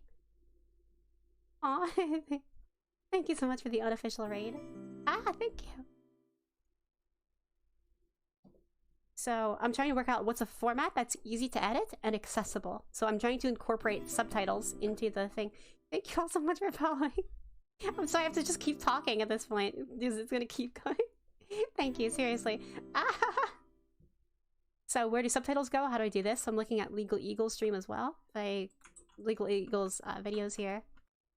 And my one test video, which I'm going to make, making this more public, I guess, has been about Among Us and accessibility. Just some easy little ways to make it accessible to people. And so I was happy to edit that with stream and everything, so that was great. We have that down to 115 words, which is perfect. It's right in our limit. And yeah, my goal is going forward is going to be less like edgy React content and more positive research-based synthesized little clips and like basically TikToks that give affirmative talking points on issues that you might find yourself debating about with sources and everything. Just some positive little bits. So excited. Oh, what's up, Eagle? Seriously? Nice. Jeez, I feel bad because I feel like I might end my stream soon, but I guess I can keep going. I can play some video games. What do you crazy kids enjoy? Thank you all for following. I hope you're having a great day. Oh, thanks. I'm glad you like my avatar. I'm about to destroy my avatar in a week or so, a little over a week, and replace my avatar with new avatar, entirely different avatar, but it's going to be even more adorable. Hi, everybody. Thank you so much for following. 43 viewers? Oh my gosh. Yes, of course. Of course I still have wings. I'm a pixie. So we're looking at shorts. Let's look at some of the older shorts and see how the style has changed and why. How these are doing. This is on March 29th. Let's look at the bottom of this list. Tons and tons of This is from people December. are upset that the COVID relief bill has Okay. a bunch of extra spending in it. Pork Yeah, so I don't want to spending on actually things use unrelated to YouTube. COVID relief. Yes. Oh, that's you sound like my wings. Yeah, I'm still gonna be a pixie. I'm not a fairy, I'm a pixie. The difference. Some games you like. Games that I like that I can play on stream. I could play Fall Guys, maybe. I'm not sure how well that would run. Why My should a computer's COVID bill bad have for earmarks streaming video for games. higher education and foreign aid? It doesn't make sense. Well, It actually does, because this isn't really a COVID bill. For various procedural reasons I'm not going to go into, this is actually a spending bill that happens to have a COVID bill attached to it. This is a bill that funds Okay, the so US government here's the thing. use it. This video is structured quite well against YouTube's built-in closed captions. The problem with that is that TikTok, where I plan on dual uploading, does not have a closed caption system like this. September of 2021. $1.4 trillion to keep the government running. And for various arcane procedural reasons, it made sense to add the $900 million COVID relief bill on. So it's kind of like, you know how in old books people talk about man as the mankind, that sort of deal?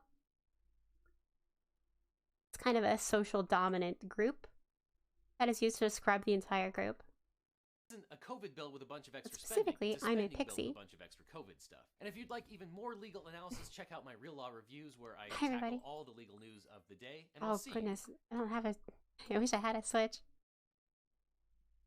Okay, but I'm working on like accessibility stuff right now. Let's see, I think I might just have to test it, but I think this is a good.